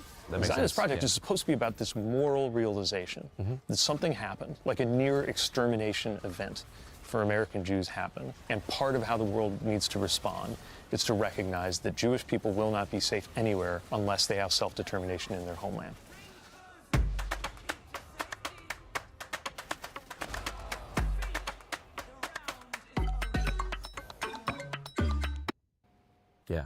Yeah, the settler expansions into the West Bank have been pretty crazy. And again, designed to make it impossible Yeah. for there to be a functional Palestinian state. Netanyahu's government is doing everything that it can to make it impossible, right? I mean, that's what the annexation, the settlements, that's what this is about. It's about spiking the two-state solution, which also means defying what has generally been America's position, which is part of why a lot of people in America are saying, wait a minute, why am I sponsoring Netanyahu to defy what America views as the way forward? And I think what the establishment and those in power need to think about, and the whole country needs to think about, is are we actually ready to do what it would take for a two-state solution to work? Is there any shred of hope?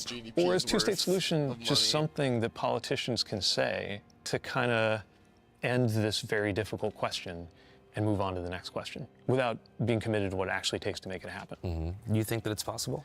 I have to believe that it's possible, because I can't think of something that would be better. But I also want to be honest toward your question, like, it's never felt more out of reach in my lifetime than it does right now. We're looking at it like, how can anybody possibly, talk about October 7th at this particular point, when things have escalated to this horrific point where, like I said, you have 60,000 plus dead, and most importantly, people can't leave. Well, first of all, they don't want to leave. But the lack of mobility, I think, is the scariest part. And so I think a lot of us wonder, whenever we're 40, 50 years old and we're in positions of political power, are we still going to be in this situation, or is there going to be this permanent political gridlock when it comes to Israel-Palestine? I think a lot of that does come down to leadership. And American leadership can make a difference, but I think the leadership there is what will make the most difference. And I think that this gridlock is being kept in place largely by Netanyahu, because it's his ticket to stay in power, right? I mean, you see the people taking to the streets in Israel. What he's doing is obviously not good for the hostages either. Right. And they're still hostages, right? Which also falls out of the discourse sometimes. But, like, that's real. They are real. There's a lot of people who all they want is the bodies back of their loved ones. But there's also people who are alive, right? None of that is getting better because of what Netanyahu is doing. He needs this to stay just as bad as it is so that he can stay in power and stay ahead of criminal charges and all the rest of it. Yeah. So that has to change. And there needs to be American leadership that can do two things at once, that can be committed to the security of people in Israel and unwilling to sponsor some of the things that defy American policy and prevent peace from becoming real. Right. Do you think that there's any way that Israel will get back the right or the left? Because they lost the left first, and it took about a year and a half for them to lose the right. Do you think that our relationship politically with them is going to be permanently severed, or is there a bridge back to mutual understanding for them? What I know is that if it becomes just a partisan thing, then I think the relationship is destroyed, because it used to be a bipartisan concern. I mean, it still is a bipartisan concern, but feels very different now. In terms of the anger that's been brewing on both sides over the past couple years? Yeah, I mean, more and more people, I think, on both sides are pessimistic about a two-state solution. But I can't think of anything better. Yeah. As far as overall American intervention, one of the big things that Trump ran on was not being an interventionist. And they said, he will start a war. I'm not going to start a war. I'm going to stop wars. Only America first. America first. It's kind of letting people handle their own problems. At least, maybe we have some covert funding of CIA programs, but we're not going to send any more troops explicitly to different countries. Yeah, but we'll blow up a boat off the coast of Venezuela and rename the DOD to the Department of War. Like, it's kind of weird how he came in saying he's the peace guy, and then he's posting Apocalypse Now memes about making war on Chicago. Like, this guy's not exactly a peacenik, right? There's been a war in Chicago for a long time. I don't think he knows about it. As far as your decision to volunteer to be deployed to Afghanistan, what prompted that decision for you? Part of what prompted it was I grew up like hearing these stories about how Americans came together in a previous generation to serve. But I saw kind of the opposite in my generation. Like, if you look back at the generation like JFK or even like George H.W. Bush, right? These guys were in World War II together. They got to know each other. They became Republicans. They became Democrats. They were rich. They were working class. Like, they all just kind of formed this sense of what it meant to be an American while they were defending America in World War II. It cut across class. And by the time the Iraq War was erupting, and I was a college student when that happened, very few people who I saw like on the campus of Harvard were going to wind up in uniform. I think the statistic is something like 50% of the graduating class of Princeton in the 40s went directly into the military. Wow. something like that. And that was to the Pacific or Europe or something like that. Yeah. And, you know, a couple generations later, I could like count on one hand the people I knew in the Ivy Leagues who were gonna ever wear the uniform. And you feel like that was having a chilling effect on patriotism and camaraderie across the board? Yeah, because it meant you were farming out our wars to lower income people. And this started, Gotcha. you know, I mean, this largely started in the post-Vietnam era.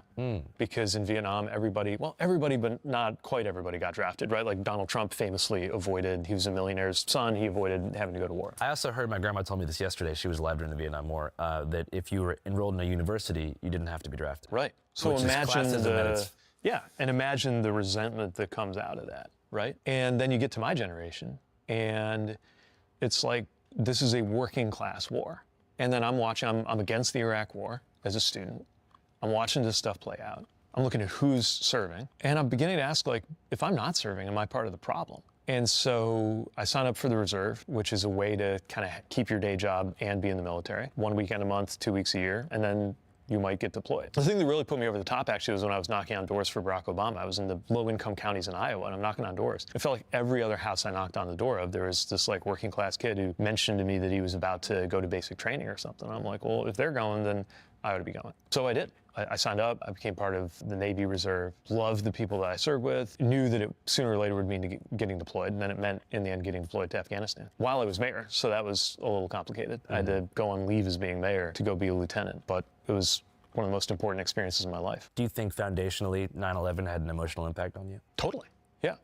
I mean, you know, the way it felt watching the fighter jets go overhead that day, it happened on like registration day, my sophomore year. Okay. And there's people walking around outside trying to get a cell phone signal, trying to call their loved ones. It was, I think, the first time that my generation saw a chain of events that happened overseas impact us here at home directly. Usually it's the other way around. And we were trying to use our imagination to think, oh, like, okay, how is something that's happening, some policy decision here in America going down in Africa? But here's like, this chain of events started in a cave in Afghanistan with Osama bin Laden, and it ended with thousands of Americans getting killed. So it broke this invisible wall that had existed. We kind of lost our innocence. In a way. And then we lost our innocence again, because after 9/11, there's this amazing moment where everybody comes together, American flags, left, right, and center, everybody kind of feels a certain way. We're gonna help each other, we're gonna like stand up. But then that goodwill gets squandered in the Bush years by invading Iraq, which has nothing to do with 9/11, and a whole bunch of other things that happened. Yeah, I think part of why so many people were on board with the invasion of Iraq is, for one, people didn't know the geographic differences between the countries. Yeah, it's all like the Middle East. Afghanistan isn't even strictly speaking the Middle East, but to a lot of people, it's like kind of the same They're general like, Middle out Eastern there, vibe. get them. Right. It's also the word terror became used so commonplace as a justification for so many things. They want to drag the modern world back to the past, to a dark age of violence, fanaticism, and terror. Terrorism. Terrorists. Radical Islamic Terrorists. The terror network will have nuclear weapons. And the problem with the word terror is that it kind of evokes imagery of like someone throwing a stink bomb in the bathroom, or like, you know, doing ding dong ditch. It's just terror for terror's sake, just adrenaline-seeking activities with no possible root cause that compelled them into violent action. And I'm not saying that you should ever advocate or condone terrorism, but when someone does something crazy, there's typically somewhere down there a valid grievance that was taken to the extreme degree. Yeah, but that's the difference between understanding something and justifying it, or explaining something versus explaining something away. On September the 11th, enemies of freedom committed an act of war against our country. A man can be jailed in Afghanistan if his beard is not long enough. It was a public relations campaign on behalf of the government to make sure we didn't know why Al-Qaeda was actually upset with us. Yeah, I think that's fair. Yeah. I think that nobody's really in the mood to put things in context in 2001. But also, I think there is a correct awareness that, like, whatever missteps the U.S. made in foreign policy, that doesn't mean it's okay to hijack aircraft and fly them into buildings in New York City and murder everybody. I'm not saying you're saying that. But we made someone so mad that they were willing to do that. I would say a lot of things made them so mad that they were willing to do that. But yeah, U.S. policy played a role. No question. And it's important because if you don't want to repeat those mistakes and be back in the same situation, you're likely to do something like perhaps invade Iraq, which will create the same kind of resentment that led to 9/11. But here's what I'm worried about from a Gen Z perspective, where I see a lot of folks in Gen Z who are open to like an isolationist approach. So like, none of this worked. All we do anytime we go abroad is we fuck something up, so let's just stay put, right? And I think Trump speaks to that, actually. By the way, that's all bullshit. Like, he was for the Iraq War, and then later on pretended to be against it. And like I said, now he's doing these warlike things. But never mind. I get that feeling. I think it's really important not to give into it, because the world is going to develop along some pattern and some set of values. And a lot's going to depend on who's leading and who is projecting. I'm not saying we project force everywhere. I think we only project enough force to defend ourselves. But what else are we projecting in terms of leadership? Because if not, somebody else is. And I do not want the kind of world order, if you want to call it that, of the 21st century to unfold on Putin's terms. I don't want it to unfold on Xi Jinping's terms. I want it to unfold on terms that are a little more consistent with what I think of as, yes, American values, but also universal values, like things you don't have to be American to believe in, around freedom and self-determination. It doesn't mean every country is going to be a liberal democracy that looks like America. Right. Well, especially America now. I'm not sure I'd wish, the current conditions in America on a lot of other countries. But I just don't think we can retreat and expect that to go well. I think another lesson of 9/11 is whatever's going on in the world will come find us one way or the other. Did you see anything in Afghanistan where you felt like it was objectively wrong and needed to be corrected in terms of societal behavior and cultural practices? You mean among the Afghans, or you mean... Sure, but that doesn't mean I thought it was my place to go in and fix it. Yeah. Like there are... You just mentioned a universal sort of moral code, and that kind of was, I was thinking of certain practices in certain societies that are seen as objectively non-democratic, oppressive, etc. Yeah, I mean, there was an enormous amount of corruption. Like it was sort of like ingrained in the culture in a way. But you have to understand that that's kind of what it took to get things done. Doesn't mean no corruption is okay, but it's why I think an American would be shocked at some of these things that, like, police commanders would just be paid in cash, but also they personally would be expected out of their personal pockets to pay the salaries of all the people who reported to them, because like none of the government machinery was working to do that. Like a Departed style Ponzi scheme. Kinda, yeah. That really takes me back. Yeah. I forgot that. Didn't want to get you off track here. That's the one with everybody getting shot in the face, basically, right? Yeah, There's at the end. I don't want to spoil it, but there's that right. scene in the apartment building and everyone basically dies. So we're talking about Afghanistan. Yeah, sorry. Sort of societal clash. Suddenly I'm thinking about elevators. Anti-isolationist and in terms of... Yeah, so like, take the treatment of women. Objectively bad, obviously. Extremely objectively bad in Afghanistan. Now, like, they don't think women should go to school. They're not going to let women have jobs. Like, just bad. So what do they do? What do the women do? I mean, they're expected to be at home to produce and raise children. Just like domestic servitude. Pretty much, right? Does that mean we invade them and make them change that? No. It does mean that, like, leadership, American leadership, Western leadership matters, right? It matters especially as the economic leader, to the extent we can stay the economic leader. Like, we nudge things in the right direction and say, like, if you want to work with us, there's some things that we care about in terms of human rights in your country, right? So that's just one example, but that's kind of what I'm getting at. Yeah, but the strategic objective of the Afghan war, the Afghanistan conflict, was to disempower the Taliban? Yeah, although by the time I was there, it was getting a little harder to figure out what the strategic objective actually was. Like, I would go work out, and there's this room on the ISAF headquarters where I was stationed. It was like a gym workout room. And they had this thing on the wall, this poster that was like a PowerPoint of the like mission. And it was so convoluted, like there were so many things on there. It was meant, I think, for morale. It was meant to remind us why we were there. But the more I looked at it, the less I understood exactly why we were there. I think that's part of what made it very hard to get out, because if you don't know exactly what your objectives are going in, especially once you've overthrown the Taliban, which happens super quickly, then it's really hard to figure out what the terms are going to be for you to get out. So you felt like it went on for far too long? Yeah, I mean, when I was there, that would have been year 13, 14.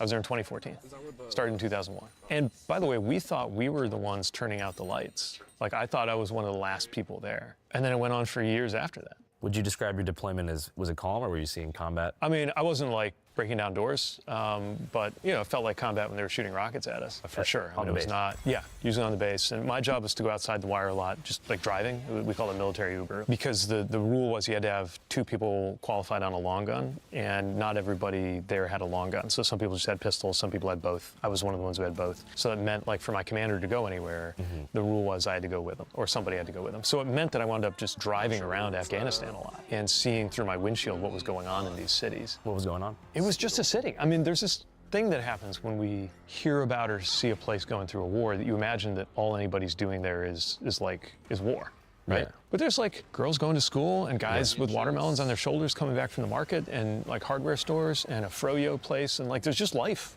right? It's a city. Yeah. It's a city that's going through a lot. It's a city where like every few days there's a bomb. exactly sure. But it's a city.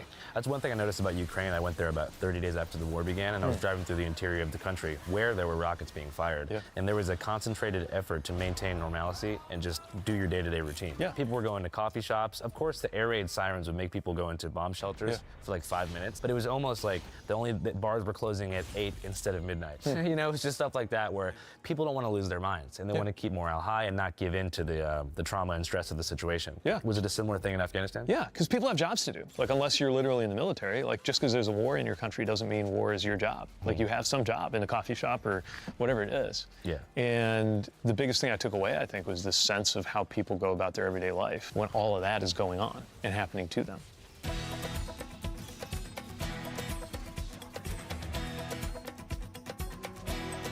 What was your opinion about the withdrawal? It was brutal. I mean, it was really, really hard to watch.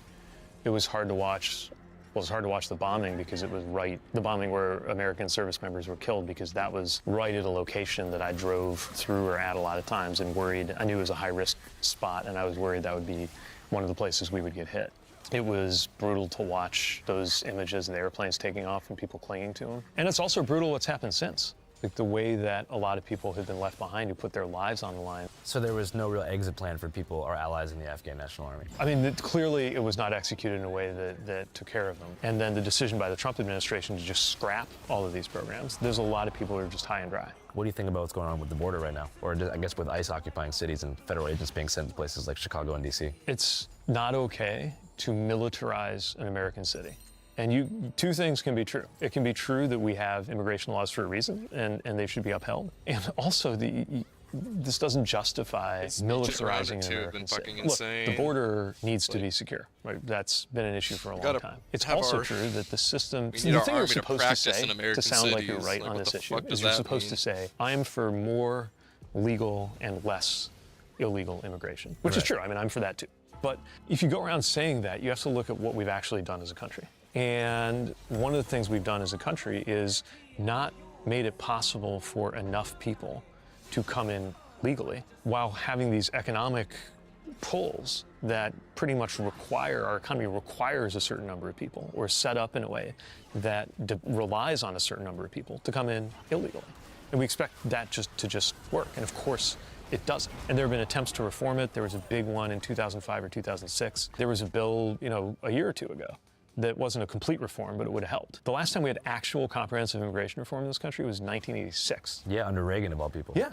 Yeah, and I knew the congressman who, he was from Louisville, who was one of the people who did it. He was a big Notre Dame guy. Yeah. And under Reagan in 84, 86, they did that. It was Ron Mazzoli, this Democratic congressman from Louisville. Al Simpson is this very conservative senator from Wyoming. They got together and they made a plan, they did it. And we haven't done a comprehensive reform since that day. You know, for me, I could be wrong about this, but I see a pretty clear solution to the immigration issue, which is to dramatically increase the number of asylum judges and put a lot more funding into the immigration courts. Because right now, I've had some experiences at the border. I keep in touch with some migrants that I've met in the Arizona desert and over the river in Texas. And most of them, their asylum hearing, their first preliminary hearing where they go to meet an immigration judge to figure out if they can stay or be deported, it's 4.5 years. And so, especially now with Trump in office, it's like, okay, you're sending ICE to these cities. What message does that send to somebody who's already here illegally and thinks, should I go to my asylum hearing in 3 years? I think I'm gonna avoid doing that because I'm here already and I'm one of 380 million people, so I'm probably just gonna kind of bleed into society and not make myself an object of deportation. But that doesn't speak to the economic issue,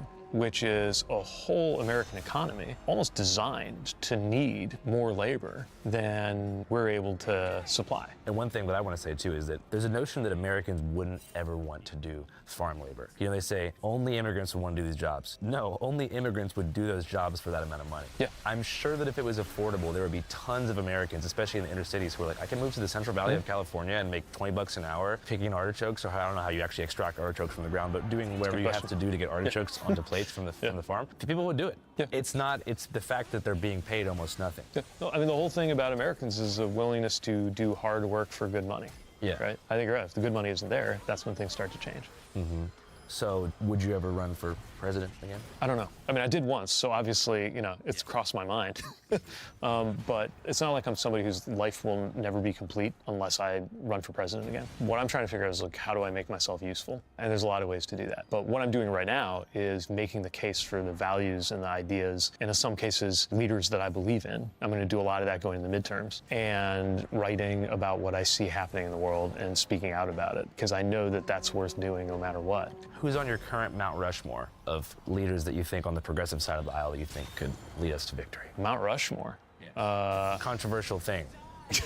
let's not think about the history of it right now. I mean, We're like, using it as a figurative symbol. Like historically? Right now. I think. Not dead or alive. We're talking right now.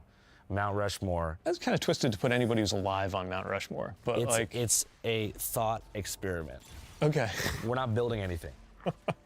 I mean, I don't know about Mount Rushmore, but I can tell you people I like to call and see how they're thinking about things. Yeah, that's kind of like Mount Rushmore.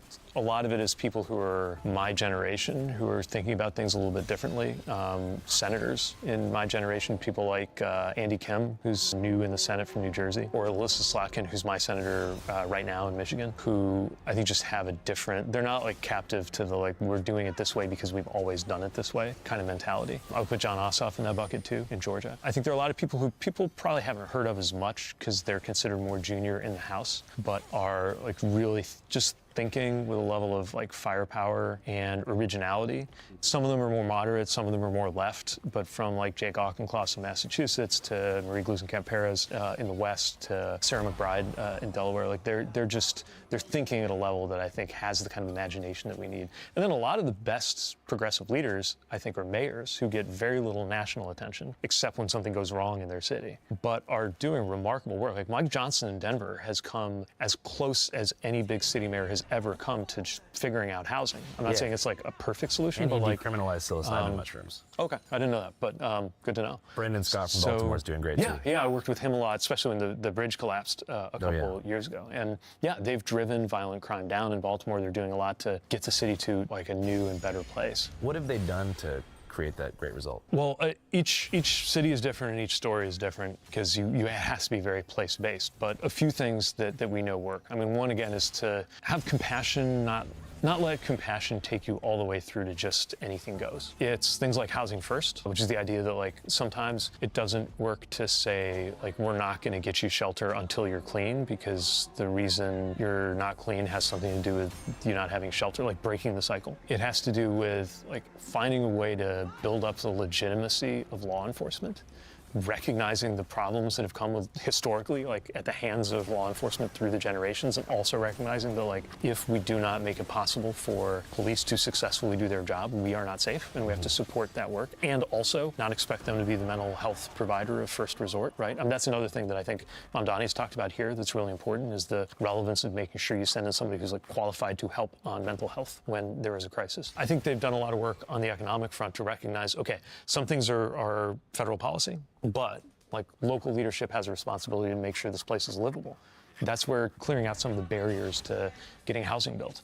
It takes local leadership to do that. I think it's really interesting to see what Daniel Lurie is doing in San Francisco, because he came in at a time when people were really pessimistic about the city, and it has kind of a back to basics approach. So again, I'm not mapping these leaders aren't all good because they're more left or because they're more center. They're good because they're crafting solutions that make sense where they actually live. I think what Baltimore did too, they have this group called Safe Street that Brandon Scott has, and it's a community intervention team. Mostly they look like local football coaches. They're dads in their 40s and 50s who are all super buff, but they're also trained in de-escalation and some basic PTSD therapy tenets. And they'll go in and they'll intervene and talk to at-risk youth who end up perpetuating inner-city violence, and most of them just need somebody to talk to. They're not these broken people who will never be fixed. It's possible to help somebody with kindness. You don't have to incarcerate them and teach them a lesson every time they do something wrong. Especially when you're dealing with teenagers whose brains are still developing. I think about this a lot more because I have kids, and I'm watching the neurons firing in our 4-year-old kids. That process is continuing well into your 20s. Yeah. And being attuned to that is a really important part of how you do right by people and keep everyone safe. Yeah, I mean, when I was a teenager, I was insanely stupid. Weren't we all? I mean, we had this game when we were 16 where we would all run into the grocery store and we would grab as much beer as we possibly could, and we would race to the exit. And whoever got there first with as much beer as possible would win. And Did you win? I never won because I'm kind of slow, but I'm not going to say his name because he has a good job now. But he would win, and the point is, he has a good job. No, we grew up. He wouldn't be able to have a good job if he was put in prison for a long time, or jail, or juvie or something. Yeah. You know, not saying you should be able to do that, but just goes to show the teenage boy mind is not exactly a diamond. Yeah, but we grew up. You chisel away at the diamond. Is that how that works? I don't know a lot about diamond cutting. I don't know. I just know it's a dark business. But anyways, you talked about the bridge collapse in Baltimore. I think now would be a good time to reflect on your time as transportation secretary. If you were to look back at that long period of time, what's the achievement that you're most proud of? Can I do 3? Yeah. All right. So the one that doesn't get a lot of coverage is the safety work. So like I said when we started our conversation, tens of thousands of people die every year in this country in crashes. We reduced that. We didn't end that, but we helped reduce it. And we had about 4 billion people get on an airplane on my watch and 0 crash fatalities in commercial airline crashes. So there's a safety one. 2, the infrastructure bill. I mean, we got 20,000 projects done and about 70,000 projects started. And that, some of that's still playing out. Some of it'll take decades, and some of it's already done. And they said you couldn't pass this big infrastructure. Trump tried, and he couldn't get it done. We got it done, and I'm really proud of the projects that we did. Everywhere, literally everywhere. I drive past some of them now, just when I go take the kids to school every day in Michigan. And then the 3rd is the airline work, which they're trying to dismantle right now. But, when we came in, it was so incredibly frustrating the way airlines would treat passengers. And we stepped in and did something about that. We enforced the rules that were already there. We had record enforcement actions against airlines that were leaving people stranded with no help. Who was the worst airline when you came in? I'm not going to pick a single worst airline because each one had its problems. I think the worst single acute moment was the Southwest meltdown. Oh. Right? And we made sure there was accountability for that, more than $100 million. But it wasn't all just fines going back to us, it was money going back to passengers, which is the most important part. We put in rules and tools, things like flightrights.gov, which is a website you can use to see how the different airlines are going to treat you. Make sure that you can get your money back if you get stuck and you need a hotel or you need a meal. And we even started a process, which Trump just killed, to get compensation for your time if it's the airline's fault and you have this extreme, many hour-long delay. And the result is airlines started treating passengers better. And partly because we made them, partly because they knew we were watching. And by the way, the airline business was going just fine by the time we left. So they were still profitable and they were taking better care of passengers. And one thing